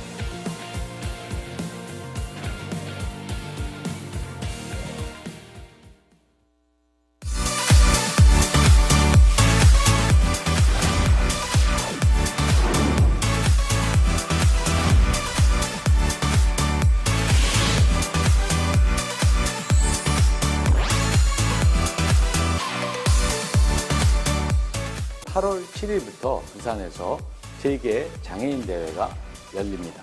국내 유일의 장애인 전문 채널인 복지TV가 세계 장애인 대회에 주간 방송사로서 행사의 모든 순간을 영상으로 담아낸다고 합니다. 즐겁고 행복한 이번 대회를 복지TV와 함께 해주시길 바랍니다. 장애인 당사자의 목소리를 하나로 모아 세계의 큰 울림을 선사할 부산 세계장애인 대회가 너무나도 기대됩니다. 국민 여러분, 부산에서 봬요! 2023 부산 세계장애인 대회의 성공적인 개최를 응원합니다. 화이팅!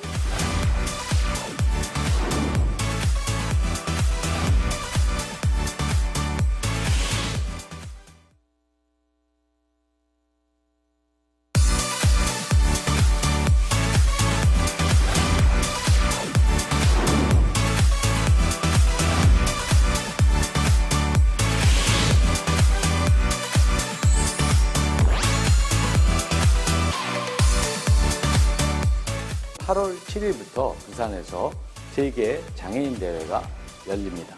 국내 유일의 장애인 전문 채널인 복지TV가 세계 장애인 대회에 주간 방송사로서 행사의 모든 순간을 영상으로 담아낸다고 합니다. 즐겁고 행복한 이번 대회를 복지TV와 함께 해주시길 바랍니다. 장애인 당사자의 목소리를 하나로 모아 세계의 큰 울림을 선사할 부산 세계장애인 대회가 너무나도 기대됩니다. 국민 여러분, 부산에서 봬요! 2023 부산 세계장애인 대회의 성공적인 개최를 응원합니다. 화이팅!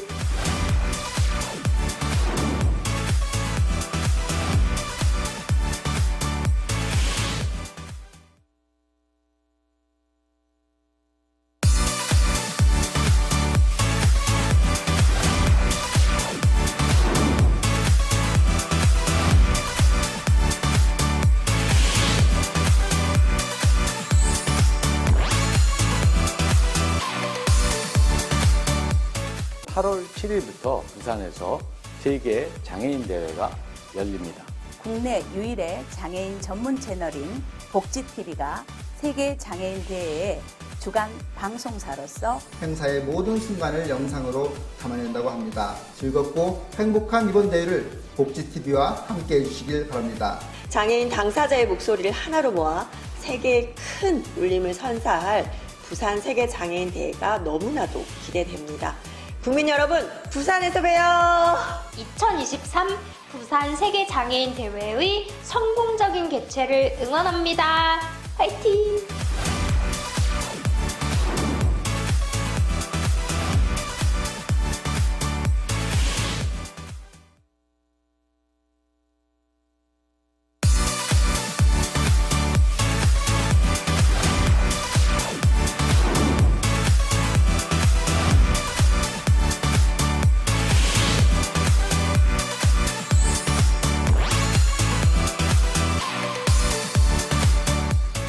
(8월 7일부터) 부산에서 제2개 장애인대회가 열립니다. 국내 유일의 장애인 전문 채널인 복지TV가 세계 장애인 대회에 주간 방송사로서 행사의 모든 순간을 영상으로 담아낸다고 합니다. 즐겁고 행복한 이번 대회를 복지TV와 함께 해주시길 바랍니다. 장애인 당사자의 목소리를 하나로 모아 세계의 큰 울림을 선사할 부산 세계장애인 대회가 너무나도 기대됩니다. 국민 여러분, 부산에서 봬요! 2023 부산 세계장애인 대회의 성공적인 개최를 응원합니다. 화이팅!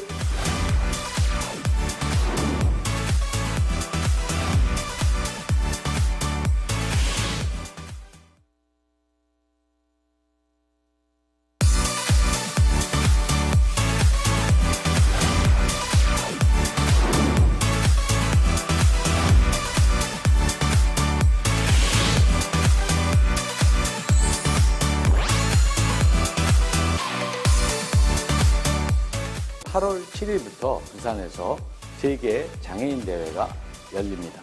국내 유일의 장애인 전문 채널인 복지TV가 세계 장애인 대회에 주간 방송사로서 행사의 모든 순간을 영상으로 담아낸다고 합니다. 즐겁고 행복한 이번 대회를 복지TV와 함께 해주시길 바랍니다.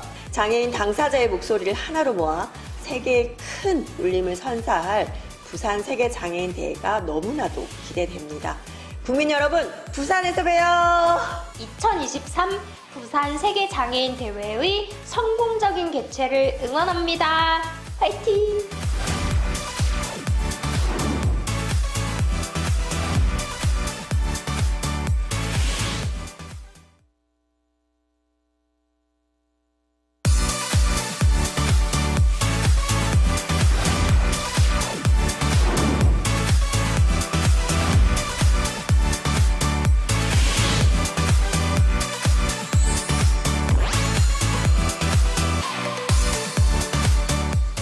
(8월 7일부터) 부산에서 제2개 장애인대회가 열립니다.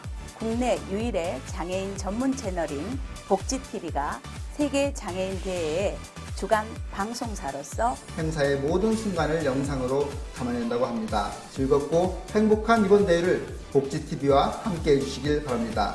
장애인 당사자의 목소리를 하나로 모아 세계의 큰 울림을 선사할 부산 세계장애인대회가 너무나도 기대됩니다. 국민 여러분, 부산에서 봬요! 2023 부산 세계장애인대회의 성공적인 개최를 응원합니다. 화이팅!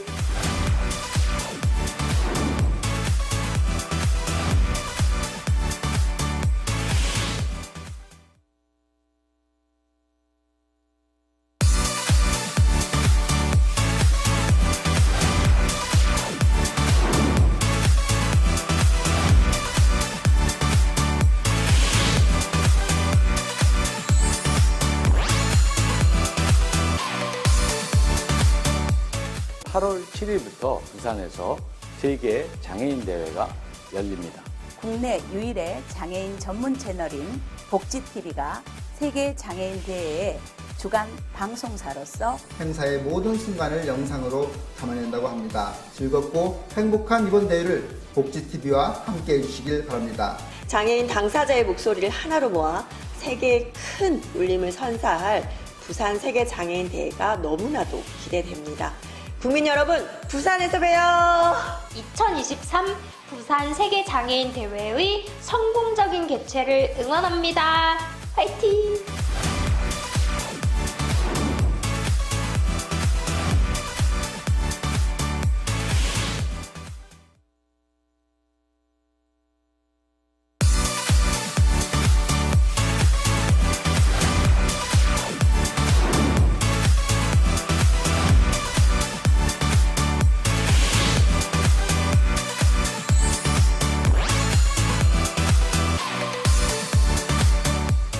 (8월 7일부터) 부산에서 제2개 장애인대회가 열립니다.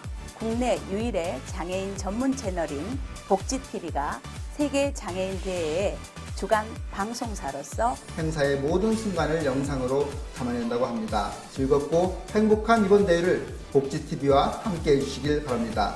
장애인 당사자의 목소리를 하나로 모아 세계의 큰 울림을 선사할 부산 세계장애인대회가 너무나도 기대됩니다. 국민 여러분, 부산에서 봬요! 2023 부산 세계장애인대회의 성공적인 개최를 응원합니다. 화이팅!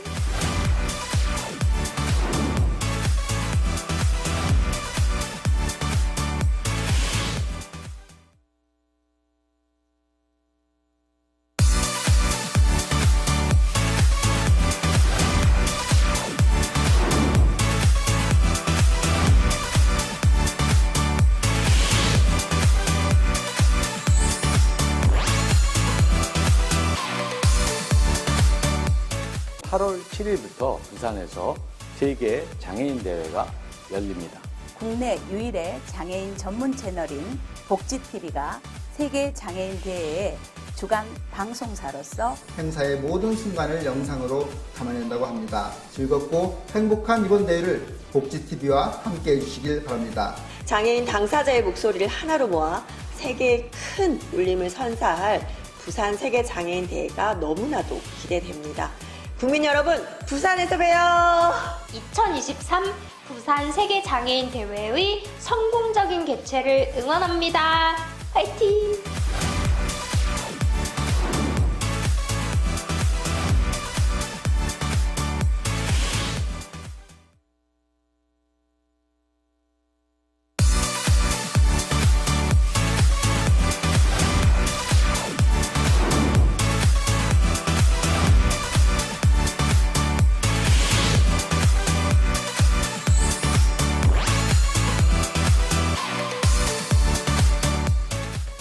7일부터 부산에서 세계 장애인 대회가 열립니다.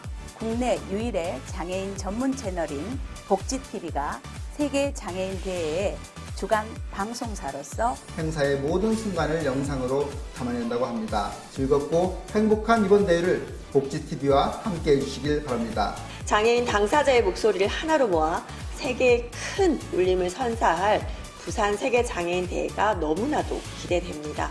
국민 여러분, 부산에서 봬요. 2023 부산 세계장애인 대회의 성공적인 개최를 응원합니다. 화이팅!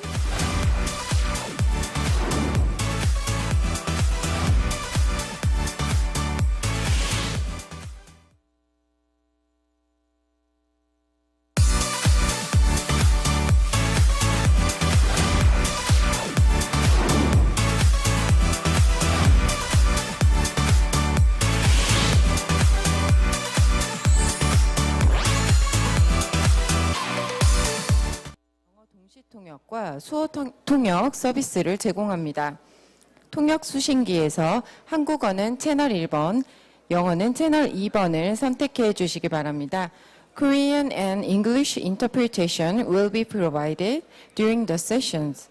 In this hall, the channel number 1 is Korean and number 2 is English. Thank you.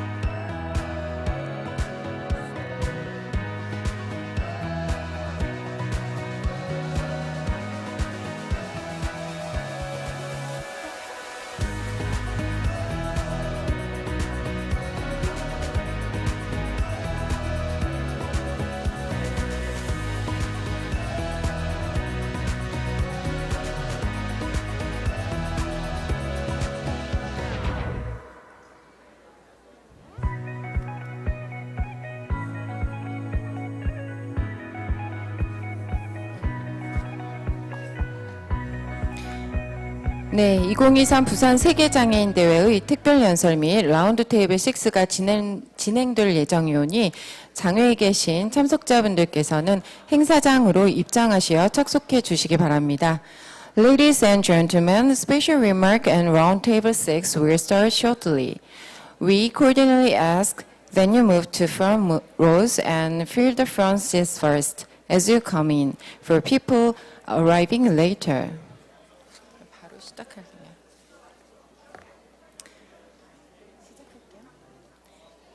네, 다시 인사드립니다. 저는 사회를 맡은 한국장애인단체 총연맹 임선정입니다. 2023 부산 세계장애인대회는 주간 방송사 복지TV 유튜브에 생방송으로 송출되고 있으며 최효섭님, 손재현님께서 본 세션의 수어통역사로 함께해 주시고 계십니다. 이번 세션이 끝난 후에 컨벤션 홀 301호에서 점심 식사가 제공될 예정입니다.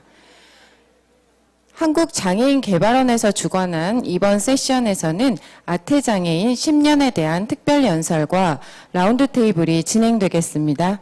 그럼 첫 번째 순서로 스리니바스 타타 UN 아시아 태평양 경제사회위원회 사회개발국장님께서 제4차 아시아 태평양 장애인 10년과 지난 3차 아시아 태평양 장애인 10년의 결과에 대한 특별 연설을 들려주시겠습니다.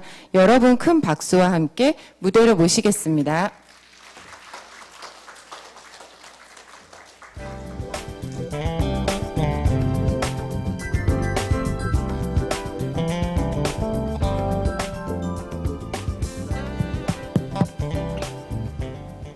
Excellencies, distinguished participants, ladies and gentlemen, a very warm good morning to you on this slightly stormy morning. But what a wonderful panel we had to set us off this morning. I don't think even the news on the impending windy typhoon that's supposed to follow is nothing compared to sometimes the daily typhoon that is faced by persons with disabilities across our region when they try to implement their normal life. And I'm sure that we will use the winds of this typhoon in order to provide momentum from this conference so that we go ahead and promote stronger inclusion of persons with disabilities in society. It is my great pleasure, of course, to attend this conference, and I'd like to thank and express my deep appreciation to the Government of the Republic of Korea, the organizing committee of the conference, the Busan Metropolitan City and DPI Korea for inviting ESCAP to be part of this celebration. As many of you here are aware and had attended the conclusion of the Asian and Pacific Decade of Persons with Disability 2013 to 2022. Asia Pacific governments, organizations of persons with disabilities, the private sector, development partners, and other stakeholders gathered at the high-level intergovernmental meeting on the final review of the decade, which was held in Jakarta in October 2022, kindly hosted by the Government of Indonesia. And Mr. Maliki is kindly here from the Government of Indonesia, who hosted a really vibrant meeting. We took stock of the last decade and took the opportunity to proclaim a new decade. It was a pivotal year for the regional actors in consolidating their efforts to advance disability inclusion. As an outcome document, the Jakarta Declaration on the Asian and Pacific Decade of Persons with Disabilities 2023 to 2032 was adopted at that meeting.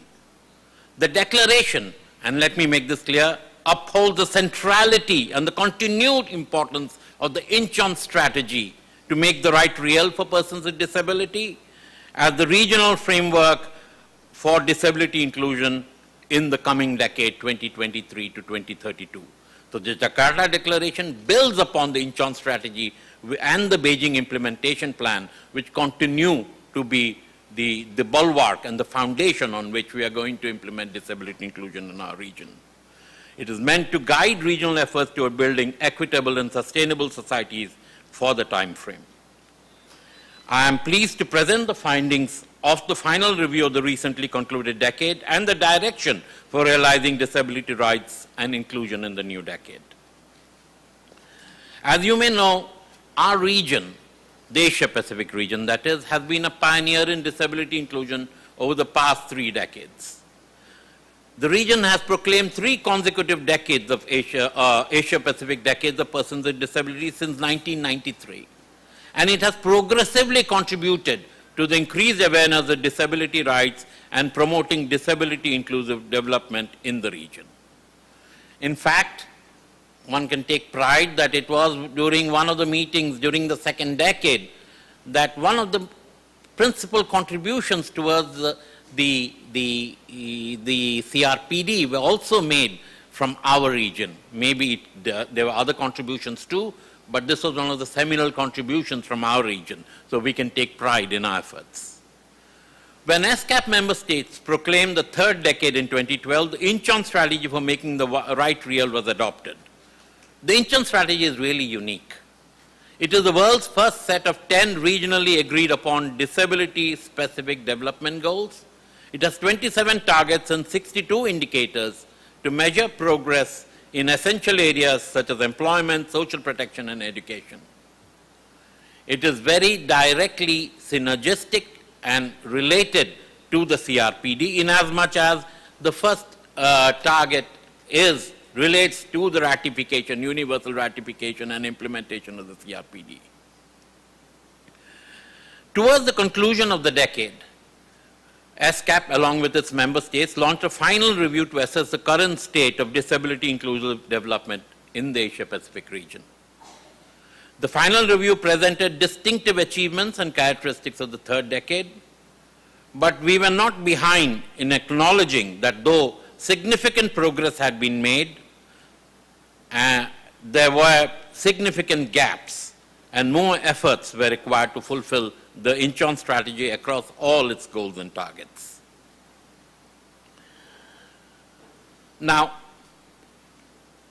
A lot of what I'm going to say has already been discussed and perhaps highlighted in previous panels. But this is just going to show what kind of how aligned we are in terms of the discussions here, and maybe give a little bit of the evidence and the data behind some of the discussions that has taken place. The figures that I share with you capture recent trends on the regional status of persons with disabilities.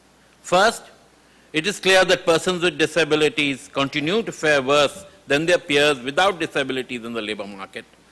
My friend from ILO yesterday made this picture very clear in his special remarks. Among the 21 countries and territories with data that reported to the survey, the average employment to population ratio for persons with disabilities was 24% compared to 62% for those without disabilities. You can see the stark gap. Social protection schemes are often unavailable and inaccessible or insufficient for persons with disabilities. Disability social protection benefit coverage was less than 50% in 21 out of the 40 countries and territories that reported data. As was mentioned in our session on inclusive education, exclusion in the education setting remains persistent. Persons with disabilities are likely to experience lower rates of school attendance than those without disabilities. But to what extent?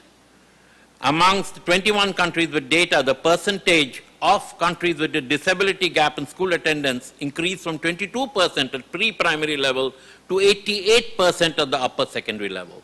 So as you go to the higher levels of education, the gap becomes bigger and bigger. So the challenge is still to be addressed. The right to participate in public life and political decision-making appears unfulfilled. Persons with disabilities are commonly underrepresented in political processes. The data is for parliamentarians that were reported upon. About 12 countries reported, and in the 12 countries and territories that reported, only 0.8% of total parliamentarians were persons with disabilities, 0.8%. And you know what is the total percentage or proportion of persons with disability in the population. Even taking into account the underreported proportion, it clearly shows that parliamentary political representation remains a very big challenge. And last but not least, we are looking at accessibility, on which much stress has been placed right from the inception. Yet, physical and digital accessibility for all, we have a long way to go. The percentage of accessible government buildings in national capitals was less than 10% in half of the countries that reported. So that is, if it is that short, obviously accessibility, that small, then obviously accessibility still has a long way to go. And there's a lot of retrofitting being done instead of planning right from the beginning. Among 11 countries and territories with data on national government websites, if you want to see that as a measure of digital accessibility, only 4 had accessibility features such as adjustable contrast schemes, keyboard accessibility, and graphic elements with alternative text. Now, as part of the survey, we asked governments as well as civil society and organizations of persons with disability what were their priority areas for action in the new decade. And it's interesting, you can see the listing on the slide there. Governments mention work and employment, which is clearly an important area, digital accessibility, disability statistics, physical accessibility, health and rehabilitation, and social protection as their top priorities. Civil society priorities are not too different, which is good that there is a synergy in this. The most commonly reported ones include digital accessibility, work and employment, disability rights advocacy, social protection, non-discrimination under the law, and access to justice and disaster risk reduction. Clearly, there are some specific areas that civil society has pointed out, which is issues of non-discrimination, issues of advocacy, which they see as being principally important, and it's actually closely related to achieving all the rest of the priorities. Now, distinguished participants, ladies and gentlemen, as I mentioned earlier, the high-level intergovernmental meeting at the conclusion of the third decade provided a platform to review all the findings and recommendations I've presented so far, And it led to the adoption of the Jakarta Declaration to chart the path towards realizing disability rights and inclusion in the fourth disability decade. Building on the achievements of the previous 3 decades and acknowledging the continuing challenges, the declaration embodies the region's renewed commitment to make the right real for persons with disabilities using the Incheon strategy, of course, as the foundation, and underpins and kind of stresses the legacy of regional cooperation in the region and sets forth crucial strategies for disability inclusive development. The declaration emphasizes of course, the importance of the Incheon strategy and stresses the linkages with to harness synergies with the Convention on the Rights of Persons with Disabilities and the 2030 Agenda on Sustainable Development. Importantly, it calls for an all-of-government and whole-of-society approach, and that is why I'm particularly excited when I see ministries other than the ministries of social development attending, because it shows that disability is everyone's business, not just siloed in one ministry. Fostering close collaboration and partnership with all relevant stakeholders, particularly organizations of persons with disabilities and private sector entities, lie at the core of the actions to promote disability rights and inclusion. The Jakarta Declaration delineates 6 strategic directions for looking for increased investments, including the harmonization of national laws with CRPD, meaningful participation of persons with disability, universal design-based accessibility, engagement of private sector, gender-responsive life cycle approach to disability inclusion, and progress tracking of disability inclusive development as being a key issues to be addressed, priorities within the entire. Everything is important, but they wanted to focus on these a bit more. As we all know, a human rights-based approach is critical to achieving inclusive societies. And central to this is the ratification and implementation of CRPD. While most ESCAP member states have ratified or acceded to the CRPD, we conducted a study prior to this, to the high-level intergovernmental meeting. We find that harmonization of national legislations with the convention and ensuring effective implementation and monitoring mechanisms is perhaps lacking and should be sought for in a more consistent and all-inclusive manner. During the implementation period of the fourth decade, some of the key actions regarding CRPD implementation which have been identified include the need for comprehensive and regular reviews of national and local laws. You still have many local and national laws which act as hindrances rather than promoting implementation of the convention. The need to integrate the provision of reasonable accommodation in policies and programs, and above all, regular monitoring of the implementation of the convention involving the persons whose life is supposed to affect, that is organization of persons with disabilities. Second, the stress on meaningful participation of persons with disabilities. And I would like to stress the word meaningful. We have a lot of examples, including, I admit, within the UN system, within national, everywhere where we tend to tick a box.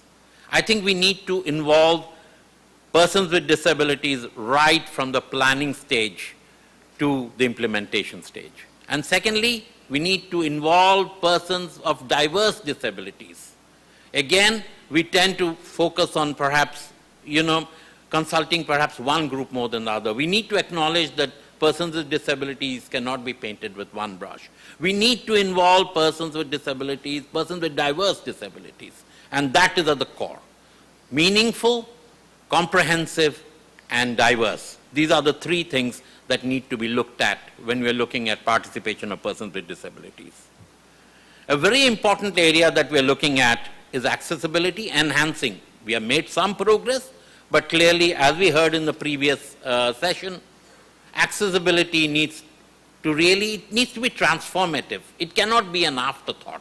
It cannot be adding a few ramps here, adding a few, a little accommodation there. I think buildings need to be planned in a way right from the beginning, keeping in mind we are going to have a huge proportion of older persons. We are going to have a large proportion of persons with disability. Everything that we design should be kept primarily keeping them in mind. only then can we see the transformation that we expect. We also need to look at digital accessibility.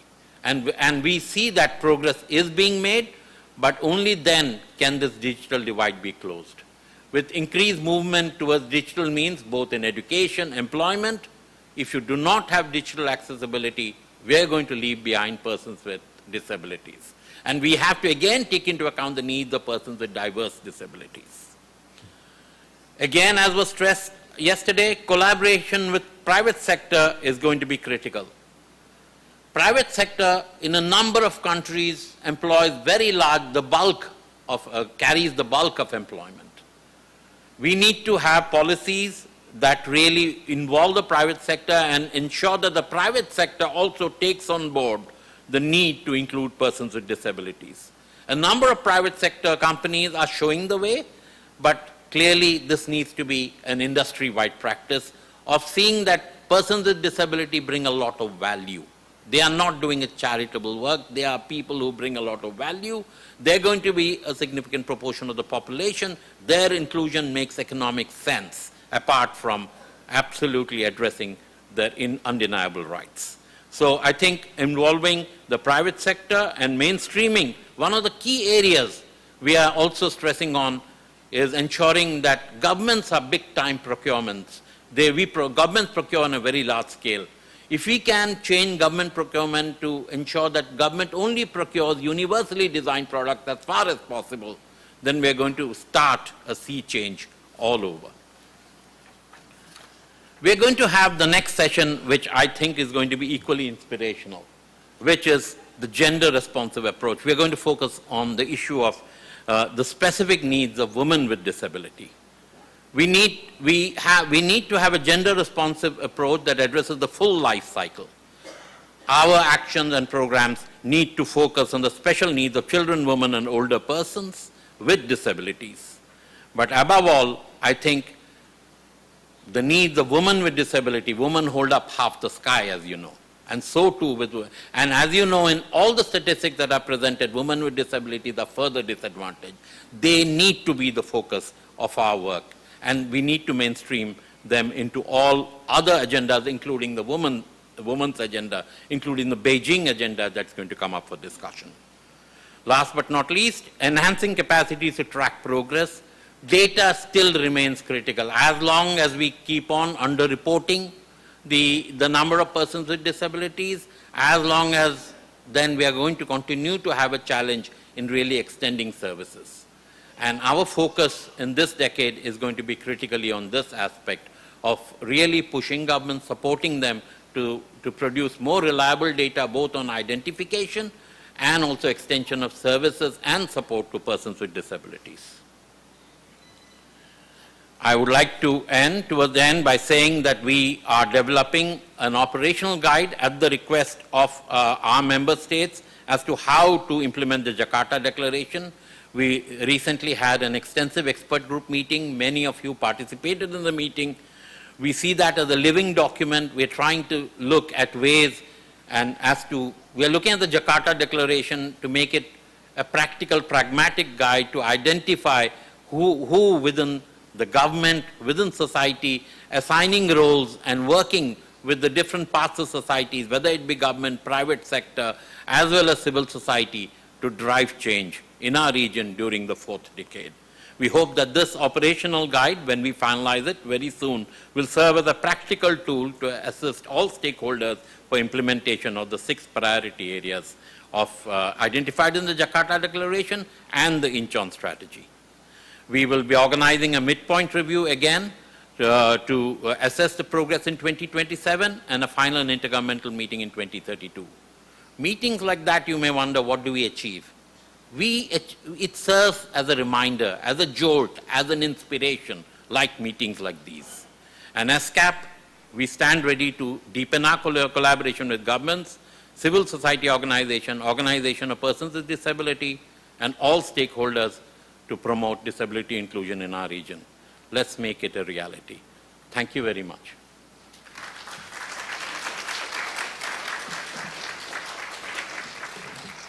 네, 감사합니다. 의미 있는 연설 들려주신 연사님께 다시 한번 감사 인사드립니다. 네, 그럼 바로 이어서 라운드 테이블을 진행하겠습니다. 이번 라운드 테이블은 2023 부산 세계장애인대회 김동호 사무총장님께서 좌장으로 진행을 해주시겠습니다. 그럼 저는 이만 좌장님께 마이크를 넘기도록 하겠습니다. 부탁드립니다. Thank you, Mr. Lim. Good morning, distinguished participants and ladies and gentlemen. Now I open the roundtable discussion number 6. Its theme is the Asian Pacific Decade of Persons with Disabilities. Dr. Tata, thank you very much for your meaningful presentation. Your presentation enhanced our understanding the Asian Pacific Decade. Before the discussion, I'd like to introduce the panelists from my side. Mr. Setareki Seru Makanawai, he is a Chief Executive Officer of Pacific Disability Forum. And next, Maliki, he is the Acting Deputy Minister for Population and Labor Affairs, Ministry of National Development Planning of Indonesia. And next, P.T. Lim, he is serving for Asian Disability Forum, ADF. He is a chair of the ADF. And next, Hae-kyung Lee, Director of the Department of Policy Research of Korea Disabled People's Development Institute. And also Mr. Tata. Yes, more than 700 persons with disabilities living in Asian and Pacific region. They are facing the very significant challenges to full and effective participation in their countries. To advance the human rights, disability rights, and the disability inclusive development in the Asian Pacific region, the Economic and Social Commission for Asia and the Pacific, ESCAP, initiated the 3 consecutive decades. It was Asian Pacific Decade for Persons with Disabilities. It started in 1993. So the first 2 decades, that contribute the shift of viewing the person with disabilities as a right holder, and these first 2 decades also spurred the regional momentum, which laid the fundamental foundation for the Convention on the Rights of Persons with Disabilities. Building on some achievement of progress, and also the lessons learned from the first two decades. The third decade was adopted by the ESCAP. So it was the third decade was the world first set of the disability inclusive development. As Dr. Tata presented, finalizing the third decade, there was achievement and also lessons learned, but there is remaining challenges. So that's why we ESCAP adopt the new decade.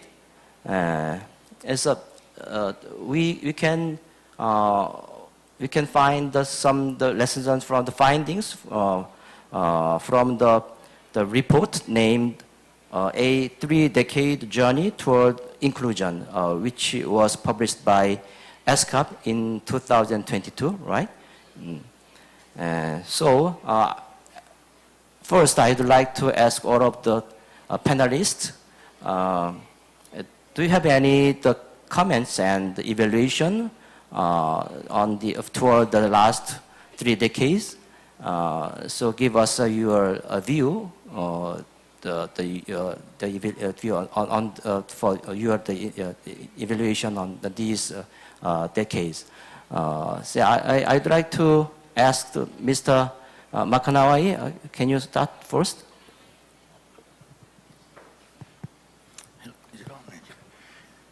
Thank you very much, moderator, and again, thanking the organizers for the invitation to be part of this wonderful conference, and also for for this panel in particular. I also I think I'm not sure how many of us would have been there since the first day was there when the first decade was declared, and I'm really thankful and take a lot of pride in being part of the last 3 decades. That time I was much younger and a lot of black hair. And that time, as Dr. Tata has mentioned, there was a disability movement presence, but there was also very good cooperation with the broader NGO civil society movement. When we met last night, the Asia Pacific Disability Forum, those of us that were here, and I made reference, some of us, the good colleague Mr. P.T. Lim, on the regional NGO network mechanism, RNN. That was then in those good old days. And civil society back then, before the decade started in 93, first decade, we were meeting regularly, and there was support towards, and I think this is probably drawing from the world decade of 1983 to 92, and I think also on the World Program of Action 1982, and the UN Standard Rules on the Equalization of Opportunities for Persons with Disabilities of 1993. So whether there was some precursor to disability development and related work globally, and finding their way to our region, and I'm talking about Asia Pacific.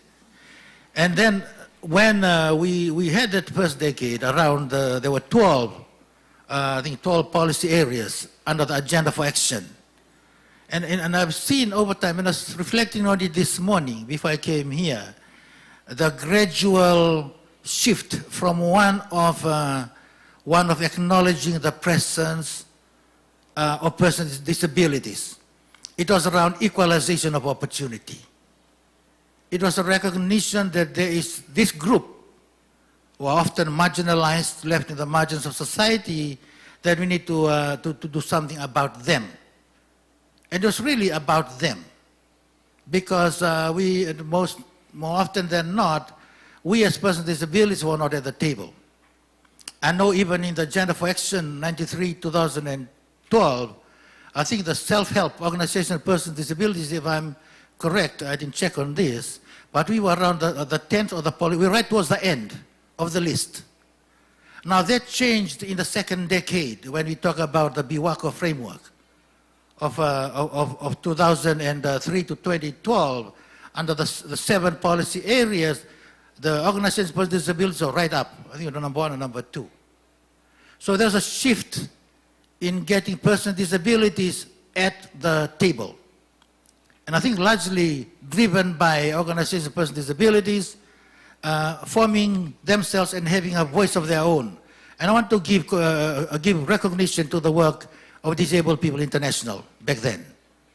And they were, and the support of the government of Japan particularly through JICA, because it was funding regular meetings of member national assemblies of DPI, and I'm really thankful that I think they are in the other room probably meeting to unify the work. At the back of that, there were a lot of good things happening. Organizations for disabilities, including our own Pacific Disability Forum, begin to form, as well as the regional focus. So I think, and then going to the third decade, conscious of time, we begin to move into and raise this question thanks to Incheon's strategy, making the rights real. Making the rights real for persons with disabilities. And I think that continued to be a challenge that is now flowing into the fourth decade under the Jakarta Declaration. So I think that was, to me, actually, in looking back at the last 3 decades, 30 years ago, now into the fourth decade, the first year of the fourth decade, I really hope, that come 2032, God willing that some of us will still be alive, who saw the first decade into existence, it will no longer be making the rights real. The rights of persons with disabilities are real. So I think that continues to be the challenge moving forward in getting the rights to be not just tick a box, what Dr. Tata has said, not just an afterthought when it comes to policy and budgetary implementation, but I think the work now has become a little bit more technical, and I'll probably address this later also if there's an opportunity. But we are moving, we are shifting through the last 3 decades to the fourth in the right direction. Thank you, moderator. Thank you, Mr. Makanawai. Okay, so next, Mr. Maliki, yes. Okay, thank you, Dr. Kim. And also, I would like to appreciate the organizations, People's Disability International for Korea, for inviting us, as well as ESCAP and also Busan Metropolitan City. It is very an honor for me to be here in the very prestigious event. So, thank you, Dr. Tata, that you already laid off very nicely on the issues and then also the strategies, challenges as well as the strategies. Actually, the most important part is that how actually we can implement these strategies into like more concrete guidelines. So the Jakarta Declaration is part of reminding for us in the regions on how we can actually accelerate the Incheon strategy, Beijing declarations, as well as for our terms in our own country is that we actually also facing the new decades for the new long-term plan for 2025 to 2045. So this is actually very in-time manners on how we can include the strategy for the inclusive development in our national strategy and as well as the plan. So according to Dr. Tatas, I guess this is also to remind us, not only in our own country, but also the other countries, that the implementation of the Incheon strategies as well the Beijing strategies is still quite very widespread. In terms of the data availability, I think we still have more push on several countries so that we can evaluate more concrete on how we can achieve this strategy. In our own countries, I guess there is also some lack of data in some areas. There is some complete data that's quite nicely evaluated in some areas, but we realize that there is also some areas that we haven't evaluated more thoroughly, especially for what I see from Dr. Tata's presentation is on the public services, which is actually, that's the most important part on how the people for disability can live more independently and also can enjoy how the development's more inclusive. So we have some priorities actually after the Jakarta priorities, and we try to harmonize between all of the Jakarta implementation strategy with our national action plan, which is it is in the first terms until 2024, and then the new decades in 2025. And how we can realize the more inclusive development. And some priorities are quite urgent for us, especially in this year and also for the next year, how actually we can give the most basic rights for the people with disability, including the civil administrations. Some part of the people with disability in some regions is still not yet recorded because I guess there are some challenges, not only like geographically is quite difficult, but also there is some stigma and also the paradigms of the people with disability is still quite traditional, quite sadness, yeah. So then they don't include all the people with disability to include this in the civil administration. So this is one of our priority on how we actually can acknowledge them. Then we can have the records on them, and then we can also acknowledge all the needs of them. So then we can complete all the public services accessible to the people with disability. We have this presidential decree on this, so then I think this is also nicely done. But I think the implementation still yet we have to be more concrete. And some areas later on we are going to mention, and as well as how we can complete some of the evaluations that already done by ESCAP, or how we can actually complete the public services accessible to the people with disability. I think that's all. Thank you, Mr. Malikis. Next, I'd like to ask Peter Lim, your evaluation and the review on the last decade. Thank you very much, Dr. Kim. And I want to really appreciate my dear friend Seta for taking us down that very brief memory lane walk on how this movement started. I recall 1981 as the International Year of Persons with Disabilities, and that acronym RNN is something that is marked in my brain for since the time, because that's when I also met my dear colleague from Vietnam, Ms. Hong Ha, who is the director of the Hanoi Independent Living Center, and it dawned on me that we have walked this lane, this journey for quite a while, and I hope that we can continue walking in this way, and hopefully we can make a small little contribution towards this big movement of inclusive a world for persons with disabilities. The ASEAN Disability Forum was able to play a very pivotal and contributing role together with the Pacific Disability Forum in galvanizing CSO's inputs to the Jakarta Declaration in October last year, and we are very pleased that we were able to at least present to ESCAP and all the members attending the CSO response to the Incheon strategy and how far we have progressed up to that time. I think all of us is aware that the recent COVID pandemic has brought the usual issues of mainstreaming the rights of persons with disabilities into sharper focus.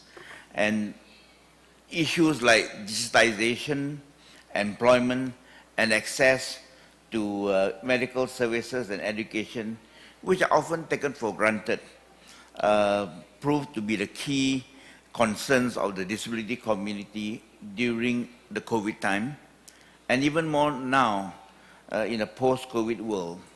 Persons with disabilities are increasingly left behind as the world embraces digitization as the first strategy towards a contactless economy.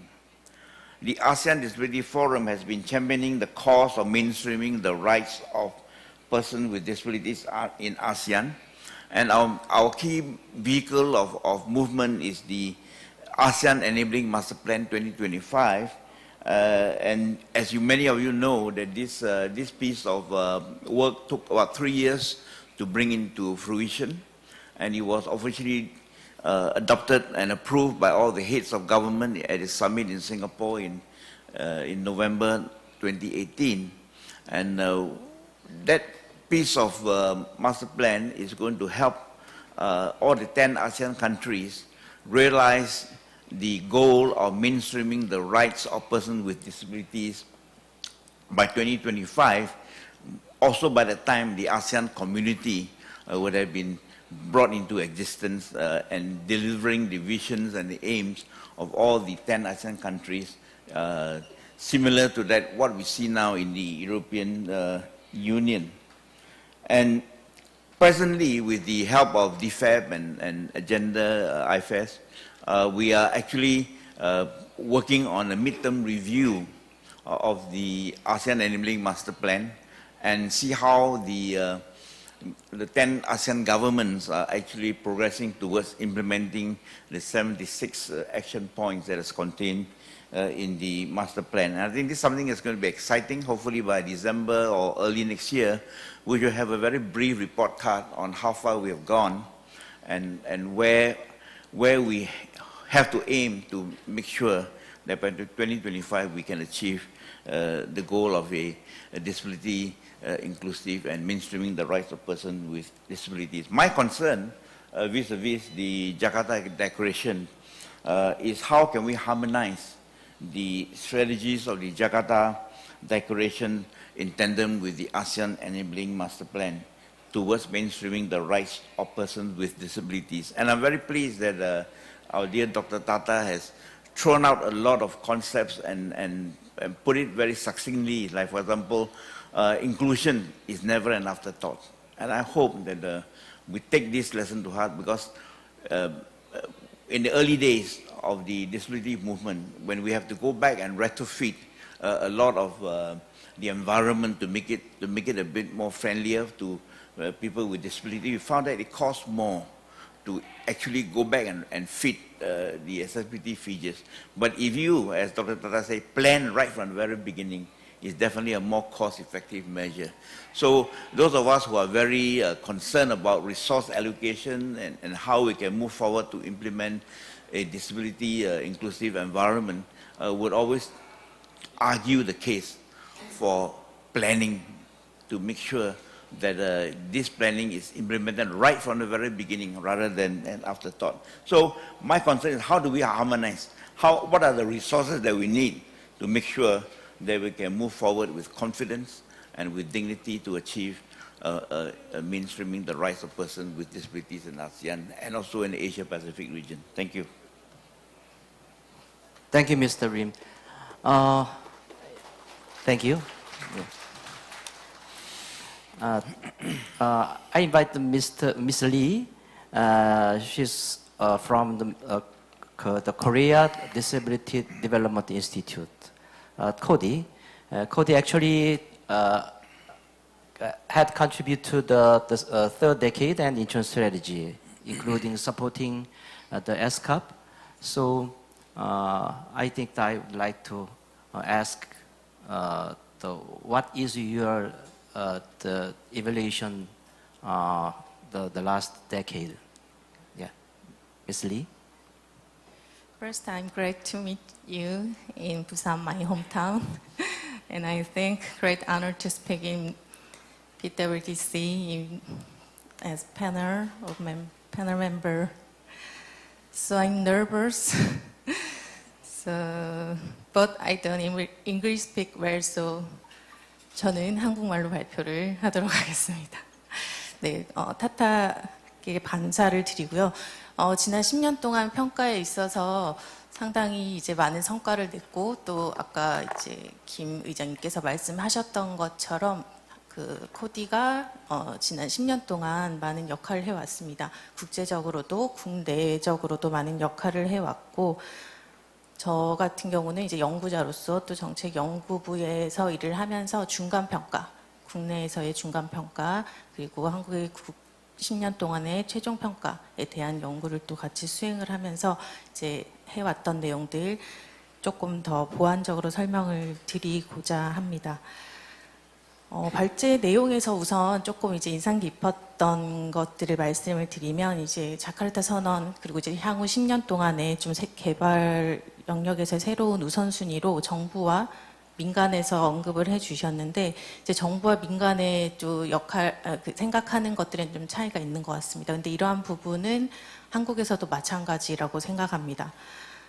10년 동안 사실은 한국에서 많은 변화가 있었죠. 그동안 이제 국가 행동 계획이라고 할 수 있는 장애인 정책 종합 계획 같은 것들이 벌써 2차례나 계획이 수립이 돼서 이행이 되었고 2013년부터죠. 2013년부터 17년까지의 한 번의 5개년의 계획 그리고 18년부터 22년까지 또 한 차례 5개년의 계획, 이 10년 동안 인천전략 이행을 위해서 이 인천전략 목표와 연계된 정책들을 수립하고 그것들을 이행하기 위해서 노력을 해왔었습니다. 그래서 정부가 평가하기에는 이제 뭐 수치적으로 예산적으로나 뭐 아주 많은 증가가 있었지는 못하였지만 그럼에도 불구하고 10년 동안에는 장애인 고용이나 노동 영역에서 그리고 디지털 접근성 분야에서도 조금 많은 성과가 있었다라고 얘기를 하고 있고 물리적이나 환경적인 접근성 부분에서도 성과가 있었다라고 평가를 하고 있습니다. 또한 인식 개선 부분에 있어서도 뭐 공공 분야뿐만 아니라 민간에서도 많은 발전이 있었다라고 평가를 하고 있습니다. 그럼에도 불구하고 제가 아침부터 와서 지금 보고 있는데 오늘 이렇게 재난 알람 문자들이 많이 오고 있더라고요. 그래서 이러한 자연재해뿐만 아니라 코로나 같은 이러한 그 감염병 상황에서의 그러한 위기, 재난 위기에서는 사실 국가가 장애인을 포괄적으로 포함하는 정책을 추진하거나 정보를 정당하게 제공을 한다거나 하는 부분에 있어서 많이 부족함을 느끼고 있습니다. 그래서 장애계가 느끼는 것과 조금 체감도가 다르다라는 생각을 하고 있는데요. 장애계에서는 여전히 이제 노동이나 고용, 또 돌봄 영역에서 지속적인 확대를 얘기를 하고 있고 또 차별, 금지, 인권 보호, 강화 이러한 부분들 여전히 언급을 한국에서도 역시 하고 있습니다. 그래서 이렇게 이제 그 타타가 말씀하셨던 것처럼 정부와 이제 장애계에서 느끼는 내용에 있어서 조금 이제 온도차가 다르다, 차이가 있다라고 생각이 들고요. 그럼에도 불구하고 이제 뭐 국제적으로도 장애 포괄적인 그리고 비교가 가능한 통계를 생산하기 위하여 이제 같이 노력을 하고 컨설팅, 통계 구축을 위한 컨설팅 사업을 하는 이러한 성과들도 있었습니다.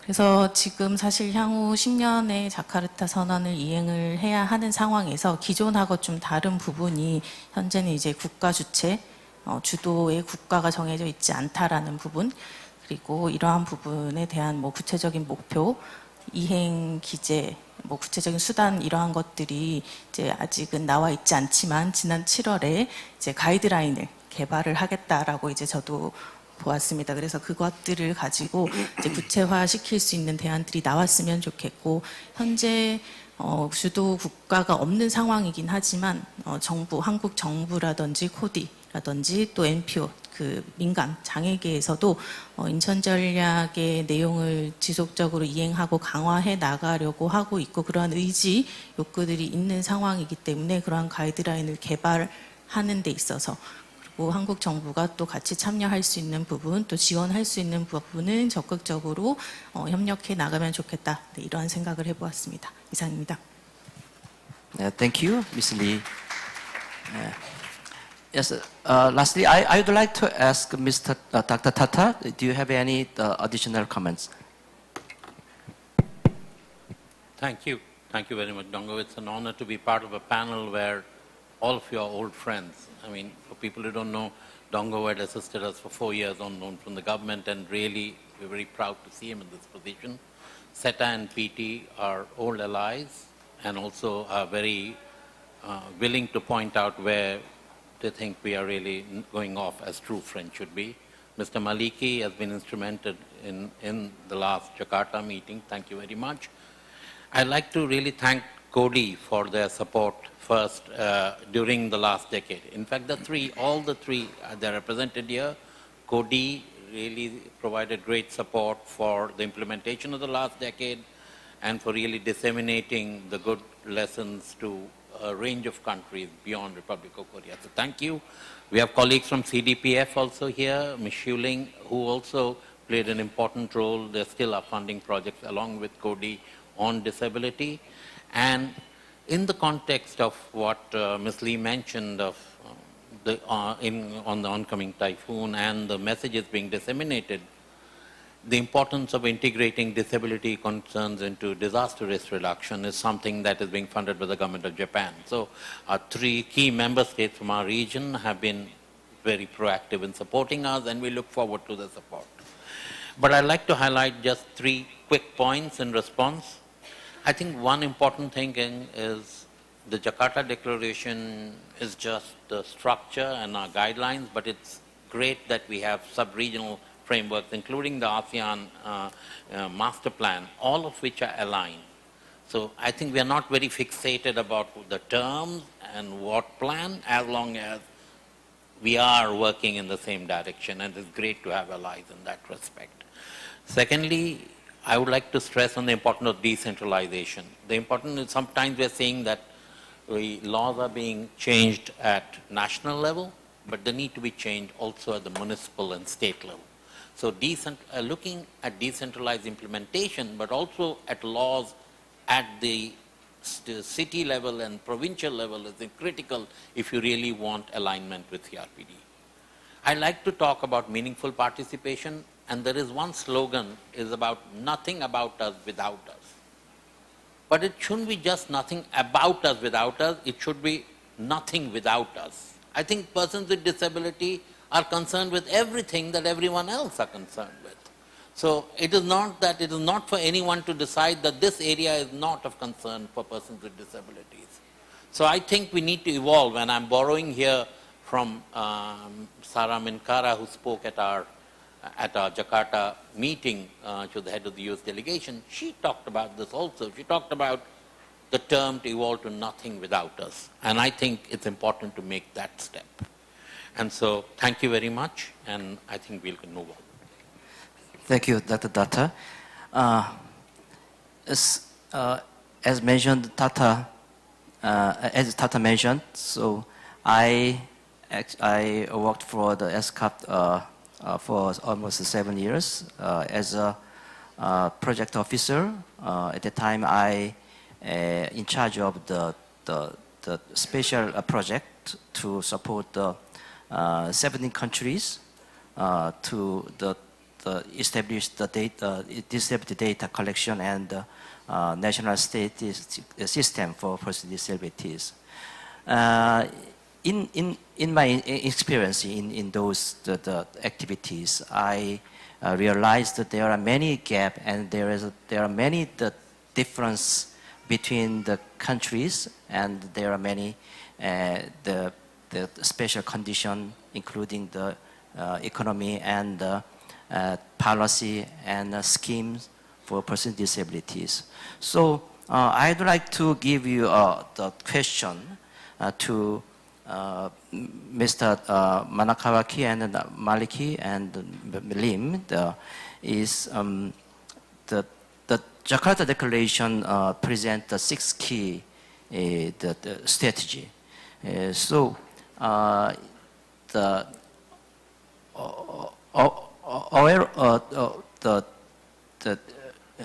imposing the special condition and the circumstance in your region, sub-region, which strategy do you think that should be focused on in your region? This question is too difficult to you? I don't think so. Okay. Setriki, you first? Okay, thank you. Thank you, Dr. Kim. And yeah, no, I think if I could just step back quickly to the earlier question around the last decades, I think you can start from there. In the last decade, particularly, the focus on sub-regional mechanisms, and I must say this was there too from the first decade. That's one, and into the second decade, the focus, the emphasis on sub-regional mechanism, but it didn't quite see the light of day, if you like, until the third decade. And I must acknowledge the support of, at least was in the Pacific, of the governments of Australia, through DFAT, and also government of New Zealand. And I think that's critical. That's critical for work. I stand to be corrected, within ESCAP, I think there are about 5 sub-regions, Dr. Tata, if I'm correct. And then I think that has to be, there has to be also a focus moving forward, how can strengthen sub-regional efforts and even inter-sub-regional cooperation within the Asia-Pacific region. Because we've seen the good friend Mr. P.T. Lim talked about how we, Pacific Disability Forum, work with ASEAN Disability Forum to develop a kind of a CSO input reflection, if you like, on the Jakarta Declaration. So I think we need to elevate that and support that. So for us in the Pacific, the Pacific Disability Forum, like ASEAN Disability Forum, working with ASEAN, we too work with the Pacific Islands Forum Secretariat. And we also have a strategy on disability, the Pacific Framework for the Rights of Persons with Disabilities that our leaders adopted back in 2016, and it will expire in 2 years' time. So there are existing sub-regional mechanisms. I think for us, all the 6 thematic areas, the policy areas of Jakarta Declaration are relevant. The key thing is, what will that look like for us at the different sub-regions? I know there's South Asia, there's Northeast Asia, West Asia.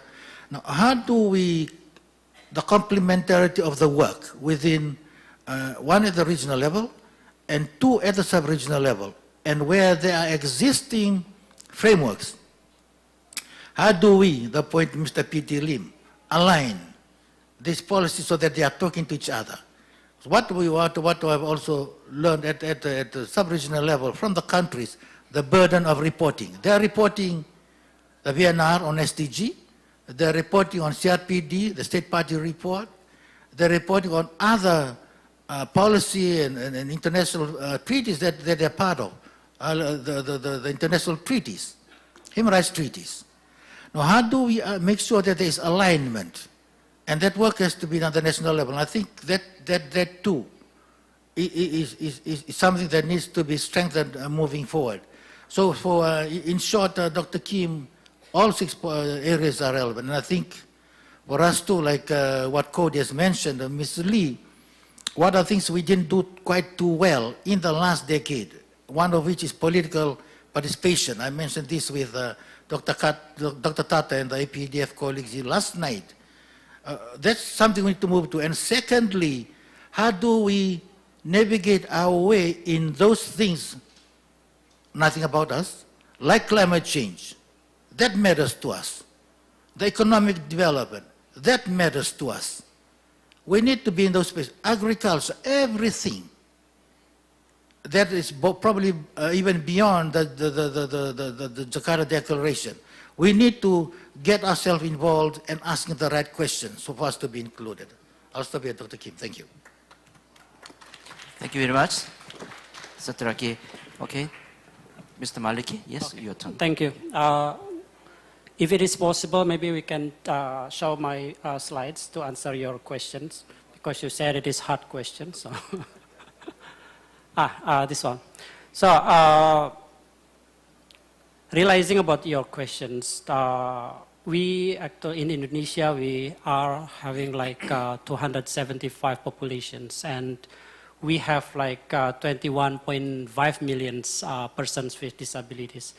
And it is still actually predicted by the national surveys. Yeah. So it is like macro data. And out of like 21.5 million, approximately around 6.18 million have moderate and severe disabilities. But the thing is that we don't know who they are, because this is only like numbers, yeah, macro numbers, estimations.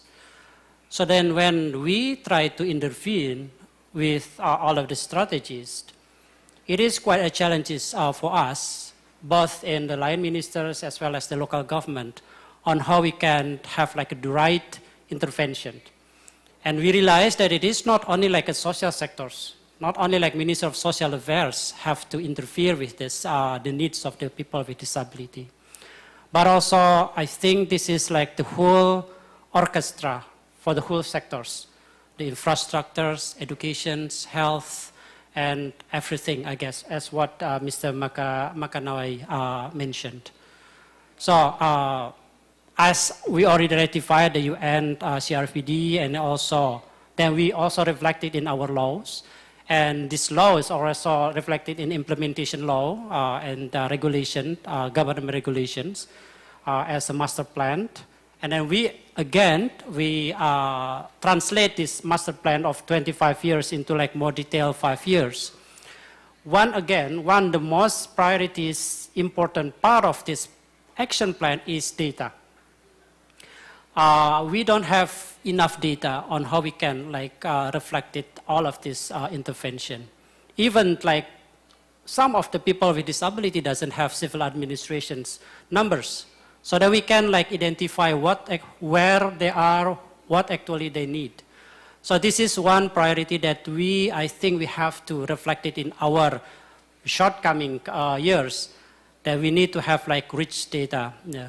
So luckily us that we already conducting socioeconomic registry data. It is actually a very big challenge for us, a lot of risk for us, and quite expensive, yeah, because we census all the population of Indonesia, covering 100% of Indonesian, and the result is quite remarkably. So the Indonesian statistic already did that. The result is around 90% of the population already registered. I think that includes the people with disability. Not completely like 6.18 million maybe, because I think it is also still a challenge for the community, for the surveyors, how to identify them. And as well as how actually we can stimulate the families, to report all of this, the children of the people with disability among the households. So this is still a lot of room for space for improvement for us.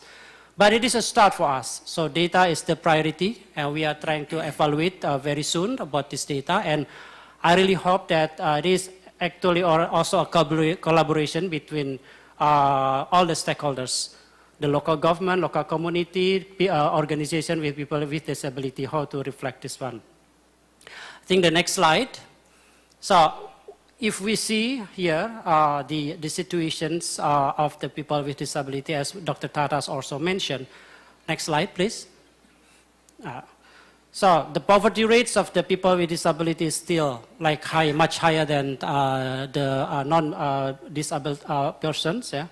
It is still higher than 10%, while the general population is already one single digits. And it is reflected actually the lack of the accessibility of the good jobs, good employment. But before that, I guess also is lack of educations, lack of health access. So this is one also most of priorities for us, including the data on how we can also increase the human capital of the people with disability to improve the accessibility of the educations and health. And of course, I guess the participations of the people of organizations of disability is quite important. And we always emphasize to the local government that all the planning stages, all the program intervention process have to also involve the participation of the organization of people with disability. So I guess that's all the priorities that we try to emphasize in the shortcoming years. We really hope that next year, I guess it's all 100% of the people with disability already have the civil administration's numbers, so that we can identify them. And then based on the socioeconomic registry, we can elaborate what actually they needs. Yeah? Specific needs, of course, and I think all this accessibility to the public facilities is also a mandatory. I think that's all. Okay, thank you very much. In 2016, the SCAP visited Indonesia to hold the consultation on the disability data. At that time, one officer from Office of the Statistics of Indonesia told us that the Ministry of Finance cut the budget for the disability census every year. So after that, you finalized, yeah? You get the money from the Ministry of Finance. So now you can I interfere with that? Yes. Actually, it's not only like Minister of Finance, but also our minister. So the budgeting power is not only Minister of Finance. Okay. Anyway, congratulations. You get the disability data survey. Okay. Thank you. Thank you. And then next, yes, Mr. Lim, you have the floor. Thank you very much. I think we are running out of time, so I feel that we need to focus on the question at hand. And I feel that if I have a chance to make a decision, I think we should focus on the second strategy, and that is on the promote the meaningful participation of diverse disability groups. But I'm taking a different twist to what has been said earlier, because Dr. Tata stressed on meaningful participation. To me, I think we need to stress on the participation of diverse disability groups. In all of the work that I've been doing, both at the government level and at the NGO level, I find that the cross-cutting issues, which often involves a lot of a diverse group, a wider group of persons with disabilities, can often make or break a strategy or a goal that is in mind. And sometimes when we focus too much on one disability group, people lack the initiative to take affirmative action that addresses the needs of a wider disability group. And a lot of lobbying is done to make sure that resources are given to one specific disability group. This is counterproductive, not useful at all. To be inclusive, I feel that we need to address the varying needs of persons with disabilities, of different type of disabilities. And for those who are unable to self-advocate, we need to include their caregivers and those who can advocate on their behalf. Because there is a big number of persons with disabilities, especially those with learning and intellectual disabilities, they are unable to advocate for themselves. They need people to help them, and usually we want to make sure that their caregivers, their siblings, and whoever can advocate for them would play a very important role.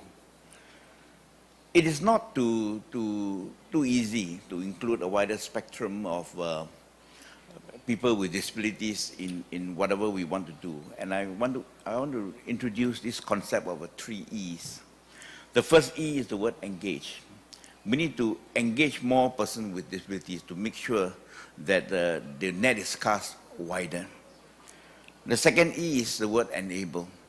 Let us enable them in whatever way we can so that they can speak up for themselves, or if they are unable to do so, make sure that their advocates can speak on their behalf. And lastly, let us empower them, because when we give them their own power to make their own decision, to march to their own song and own tune, then that to me is what inclusiveness is all about. And I want to introduce also another concept of the 3 Ps, because at the end of the day, many hands make light work. And as Dr. Tata said, we need to be synergistic, because when we apply the mathematical formula, 1 + 1 = 2, but when we synergize, 1 + 1 = 7. And I think the power of synergy is very important. So we need to include not only the people sector, we need to include the private sector, we also include the public sector. These are the 3 Ps that we are talking about. And we need to make sure that their participation are not only inclusive, but also meaningful, so that the needs of persons with disabilities are not left behind. Thank you. Thank you very much, Mr. Lim. Yes, Mr. Lee, do you have any comment? Yes? 질문하셨던 것들에 대해서 간략하게만 짧게 말씀을 드리면 사실은 이제 6개 전략 중에 어떤 거에 가장 이제 중점을 주어야 하냐인 것인데 사실 6개가 어느 하나 중요하지 않은 것은 없는 것 같습니다. 그럼에도 한국에서는 이제 가장 강점이라고 할 수 있는 다른 나라에 비해서 강점이라고 할 수 있는 것 중에 하나가 다양한 통계 생산을 들 수가 있을 것 같습니다. 그래서 지난 10년 이행을 하면서도 다른 국가에 통계 컨설팅을 해왔던 것인데요. 그럼에도 불구하고 한국에서는 이제 장애인과 비장애인을 이제 비교할 수 있는 정확한 통계가 또 부족한 부분도 여전히 있긴 합니다. 인천 전략 평가를 할 때 한국과 일본이 가장 많은 이제 그 지표를 제출했던 걸로 알고는 있지만 그럼에도 불구하고 예를 든다면 현재 장애인의 인구수도 계속 늘고 있고 한국은 고령화 속도가 매우 빠른 편입니다. 아시아에서도 전 세계적으로서도 그렇고요. 그런 상황에서 장애인도 고령화가 되어 가고 있고 그렇다면 장애인을 돌보는 주 양육자 내지는 돌봄을 제공하는 보호자도 같이 늙어가고 있다라는 것이죠. 그렇게 한다라고 했을 때 장애인분들이 나이가 들어감에 따라 돌봄 제공 인력이 없어지는 부분, 그래서 그러한 부분들에 대해서 통계적으로 비교를 해서 이제 다양한 지원 정책들이 마련이 되어야 하는데 그러한 부분에서는 이제 좀 부족한 부분들이 있고 또 반대로 전체 인구수는 줄고 있습니다. 하지만 장애 인구수는 늘고 있고 또 출산율이 낮아지고는 있지만 장애 아동의 수는 또 늘고 있고 이러한 모든 것들이 전체적으로 좀 비교해 가면서 지원하는 것들이 필요하다라는 생각이 들고 잘 아시겠지만 한국도 이제 ICT 기술이 매우 발전하고 있고 많은 것들이 자동화 기술화 되어 가고 있는 상황에서 가장 많이 배제되는 게 또 장애인 분들입니다. 그래서 기술이 발전함에 따라 장애인들이 포괄적으로 참여할 수 있는 방안들이 같이 마련이 되어야 하는데 한국은 아직 좀 부족한 부분들이 있다라고 생각이 들고요.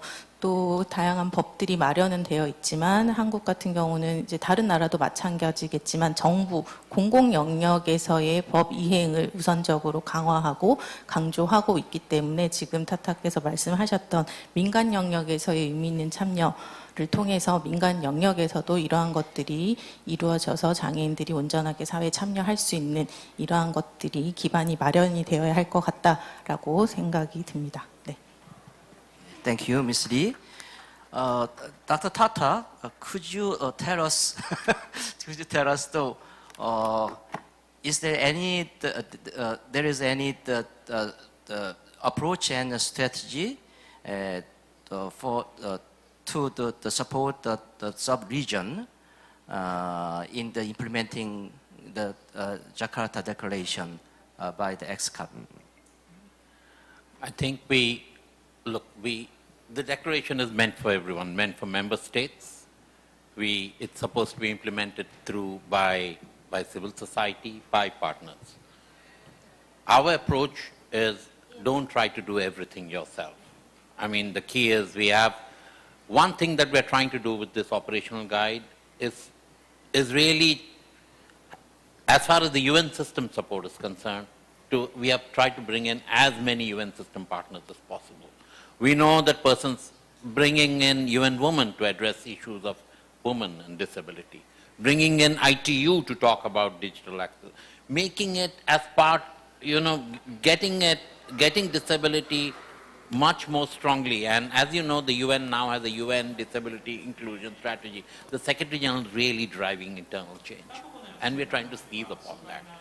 And we had a great amount of willingness from other partner agencies to come in and really contribute. So we will be focusing on issues where we have strength, like data, or issues relating to employment, working with ILO. And in every area, we're going to work with the primary agency, disability inclusive employment. We are working a lot on disability inclusive procurement, areas where we have a first mover advantage, but I think we'll be reaching out to as many partners. But I'd like to stress on one opportunity, and we hope that we continue to receive funding from our donors, but it's not funding alone that's important. It's important how funding is channeled to the people who really implement at the country level. And if we are able to broker that in a much better way, that's important rather than money that flows into through ESCAP, and that is not the purpose. And we hope that the Jakarta strategy will be, the declaration will be funded with regard to countries, not so much as ESCAP. But I would like to make one final appeal. I mean, it relates to something that PT really brought up. We are all champions here. Please add your voice not only in disability-specific fora. Please go speak in climate fora, develop the capacity and attract the attention, speak in climate fora, speak in the gender fora, speak in our aging. We commit to include persons with disability, organizations of persons with disability in all intergovernmental meetings concerning our division, containing aging, migration, every aspect. But please, do at the global level, develop a voice, develop a strategy. It's very important to have the voice of persons with disability everywhere, because they are affected by everything as much as everyone else. Thank you very much. Thank you, Dr. Tata. Yes, actually the Cody was a very big donor to the ESCAP, also the implementation of the Incheon strategy. So I want to know which plan that Cody has at this moment for the implementation of the Jakarta Declaration. You still have big money?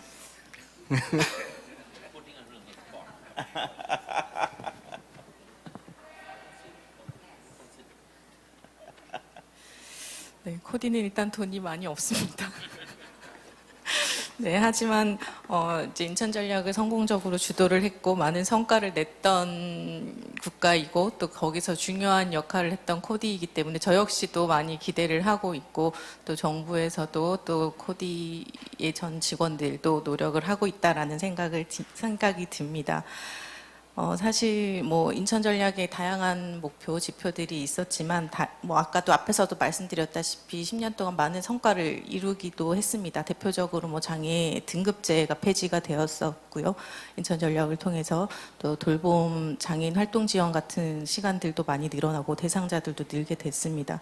그러나 앞에서 이제 지금 이번에 자카르타에서도 포함되어 있지만 성인지적 정책이라든지 이러한 부분에 있어서는 이제 장애 여성을 포함한 정책 그리고 이러한 주류의 장애인이 포함되지 못하는 부분 이러한 부분은 여전히 한계로 남아 있는 것 같습니다.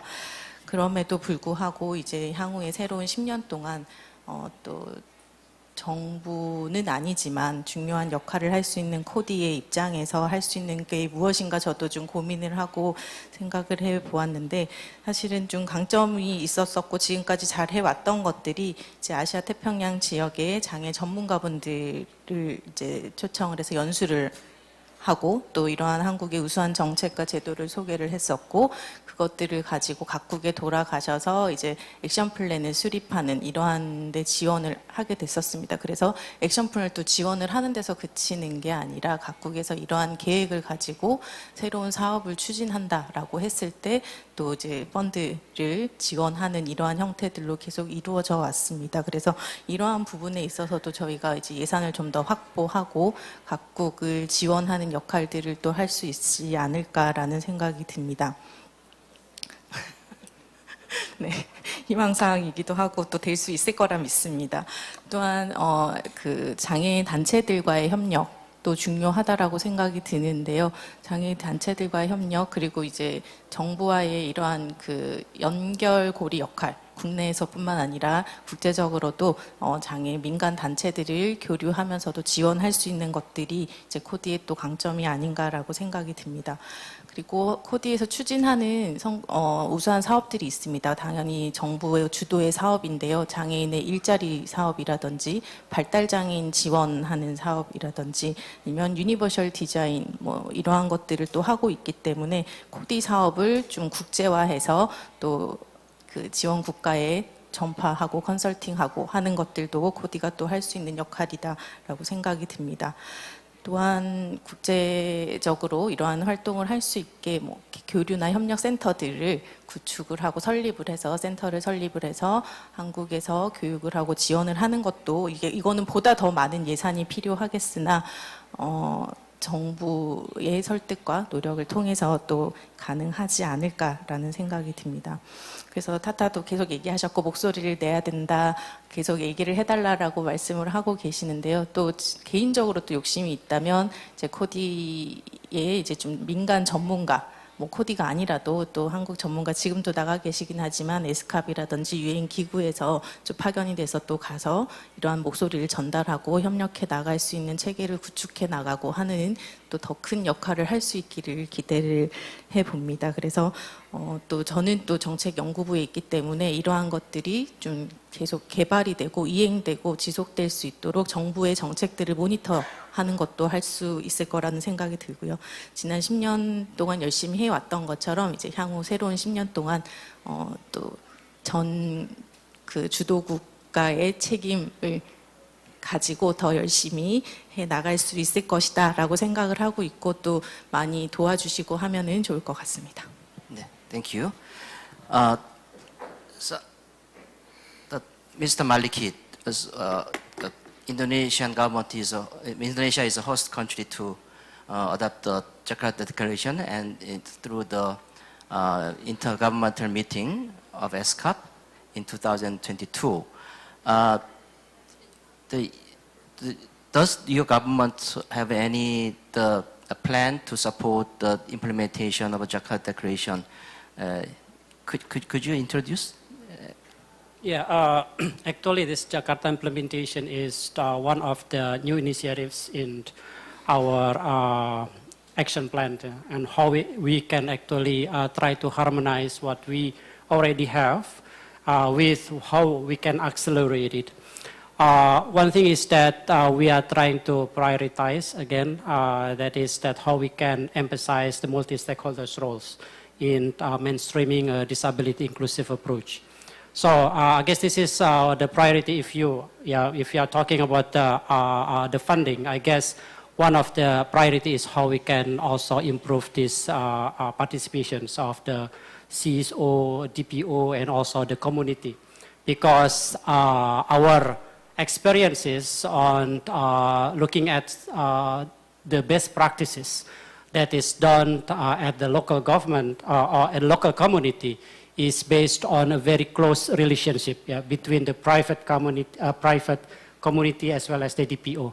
So then actually after learning this one, I guess this is also one of the priority to finance the activities in accelerating the coverage of these best practices. Yeah. As my question, I'm sorry, my question was regarding the international cooperation in implementation of the Jakarta Declaration. So. Yeah, for the international cooperation, I guess we have to in line with what the policy at the Ministry of Foreign Affairs, I guess. But there is some priorities for some of the initiatives that have done in Indonesia, I guess. One example is the Jakarta Declarations. Yeah. So I think I have to reconfirm that. Okay, thank you. So we have 9, almost, yes, sorry, 10 minutes. So I'd like to open the question from the floor. Is anybody have some comment and question? I'll give you the time for the two or three person. Please raise your hands if you have any comments. Okay. Microphone, please.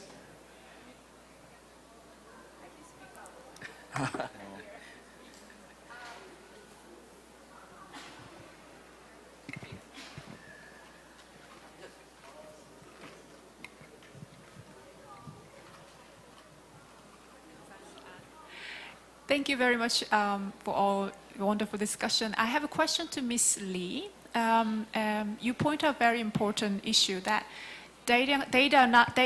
collection data and generating data is one task, but also data analysis, quality data analysis is also a bit challenging in the region at the moment.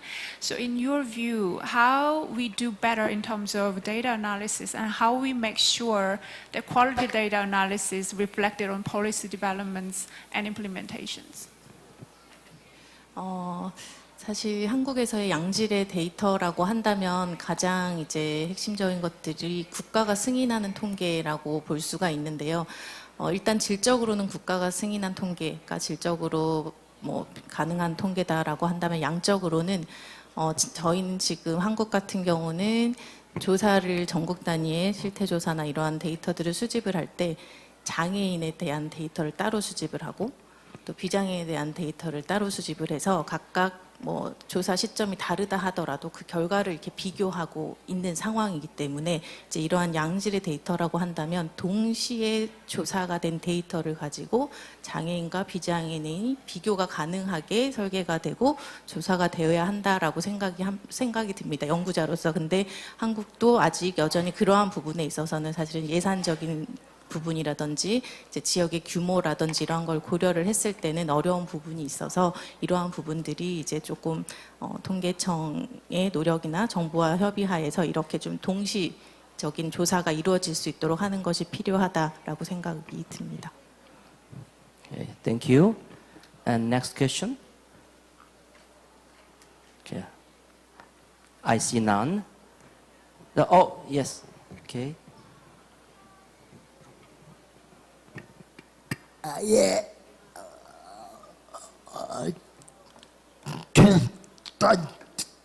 되고요. 각국에 장애인 데가 있는데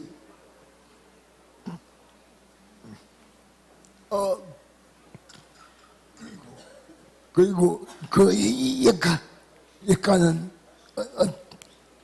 어떤 역할을 하고 있는지 하고 싶습니다. 말씀을 참 잘 들으셨고요. 혹시 각 국마다 다 장애인 자립생활센터가 다 있는지, 그러면 그 장애인 자립생활센터에서는 어떤 역할들을 다 하고 계시는지가 궁금하다고 하십니다. Thank you, Mr. Yes, we have just 6 minutes, so I'd like to ask each panelist the last comments. In your comments, you can answer his question. So I can give you just 1 minute each. Yes, the Secretary, can you start? Yeah. Okay. From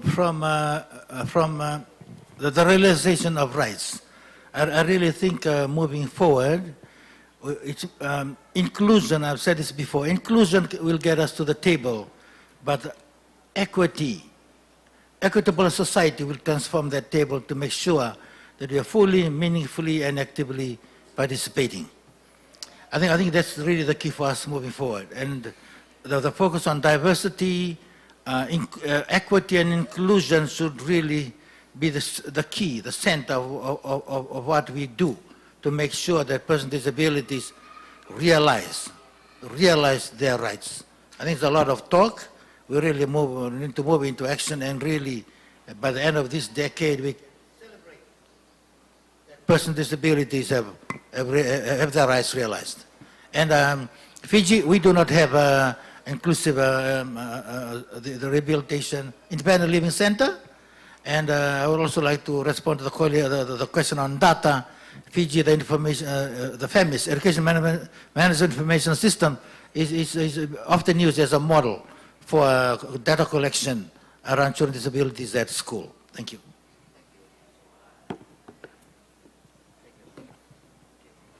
Next, Mr. Okay, for the last comment, I think the short question is no. I mean, at the national level in Indonesia, we still don't have like institutionalized that taking care of the independent living. But at the local level, maybe there is some best practices that have been done by, say, as what I previously mentioned, that is collaboration between the community, private, and as well as the DPO or NGOs. And our ultimate goal is actually how actually we can nationally as also locally institutionalize this. How we can actually co-insert it as harmonize all sectors in our plate to how we can promote the independent living, because it is not only one sectors but also the whole sectors that we have to work on. So I guess thank you for the questions. I think that is our dreams to have this independent living institutions that we can provide in our country. Okay, Mr. Lim. I think one of the unique characteristics of ASEAN and the 10 countries, 10 ASEAN member states, is that we respect the principle of each country having its own sovereign way of doing things, and we always try to achieve consensus. And also embedded in this principle is also a slight difficulty, because no one country can enforce their views on others, and we hope to achieve things done through a consensus building. So that is why we are very grateful that with the ASEAN Enabling Master Plan already been adopted by all the heads of government in 2018, we can use this piece as a leading stairway to make sure that we can achieve the aims of mainstreaming the rights of persons with disabilities in ASEAN. To the question of independent living centers, of course some countries don't need the concept of independent living centers, but we have two countries within ASEAN, Vietnam and Cambodia have independent living centers movement that is existing in these two countries, to the best of my knowledge, and hopefully you become more relevant, or some form of it is really in practice in other countries as well. Thank you. Thank you. Ms. Lee. 제가 제일 말을 많이 하는 것 같은 느낌은 듭니다. 코디 같은 경우는 이제 장애인 복지, 정책 개발 이렇게 정부의 중요한 업무를 수행을 하고 있고 한국의 핵심적인 기능을 많이 담당을 하고 있다라고 생각이 듭니다. 그래서 마지막으로 또 언급을 드리고 싶은 말씀은 이러한 이제 장애인 복지 정책에서 중추적인 기능을 하는 코디가 좀 더 지속적으로 민간과 협력을 하고 또 정부의 정책을 이행해 나갈 수 있는데 적극적으로 책임감을 가지고 지원하도록 하겠다, 이러한 말씀을 드리겠습니다. 감사합니다. Thank you. Dr. Tata, please. Thank you. I think I've said a lot, but I'd like to leave you with one thought, that the fact that something that was raised by PT and by others, I think we should do more about addressing the concerns of persons with diverse disabilities. I'd like to highlight persons with psychosocial disabilities. They are not recognized, the needs are often not addressed. Even in large conferences, even when we had discussions in Jakarta, I just felt that their voice was not strong enough in a way. Not because we didn't intend to, it's just about getting the right people to the table, or the right language in there, or to understand their needs. I think that is an unfinished agenda that we need to address. Thank you. Thank you very much. I think the building on the achievement and the lessons learned from the previous 3 decades, it's time to open the new chapter to the chapter 2, the disabled inclusive the development in the Asian Pacific region. So there is the urgent need to address emerging issues and opportunities such as population aging and the digital transformation and climate change and the disasters. So the insight and the the leadership of persons with disabilities are key to the achieving the catalytic the change. Partnership and cooperation within and among government, central government, the local government, the organization of persons with disabilities, and the civil society, and the private sector, and others will play the vital and indispensable role in building inclusive and sustainable society for persons with disabilities. I think that today's roundtable is the fruitful for your action and your activity in your country and your organization. So I hope it's so. I'd like to wrap up this today session. So thank you very much for your participation, and thank you very much for all panelists, your comments. And Ms. Dr. Tata, thank you for your presentation. And thank you. I wrap up this session. Thank you very much. 네, 토론을 이끌어주신 좌장님과 참여해주신 패널분들께 다시 한번 큰 박수 부탁드립니다. 네, 마지막까지 함께 해주신 모든 분들께 진심으로 감사드리며 이것으로 특별연설 및 라운드 테이블 6를 모두 마치도록 하겠습니다. 오후에도 다양한 세션들이 준비되어 있으니 많은 참여 부탁드립니다. 감사합니다. 그럼 식사를 위해 3층 컨벤션 홀로 이동해 주시기 바랍니다.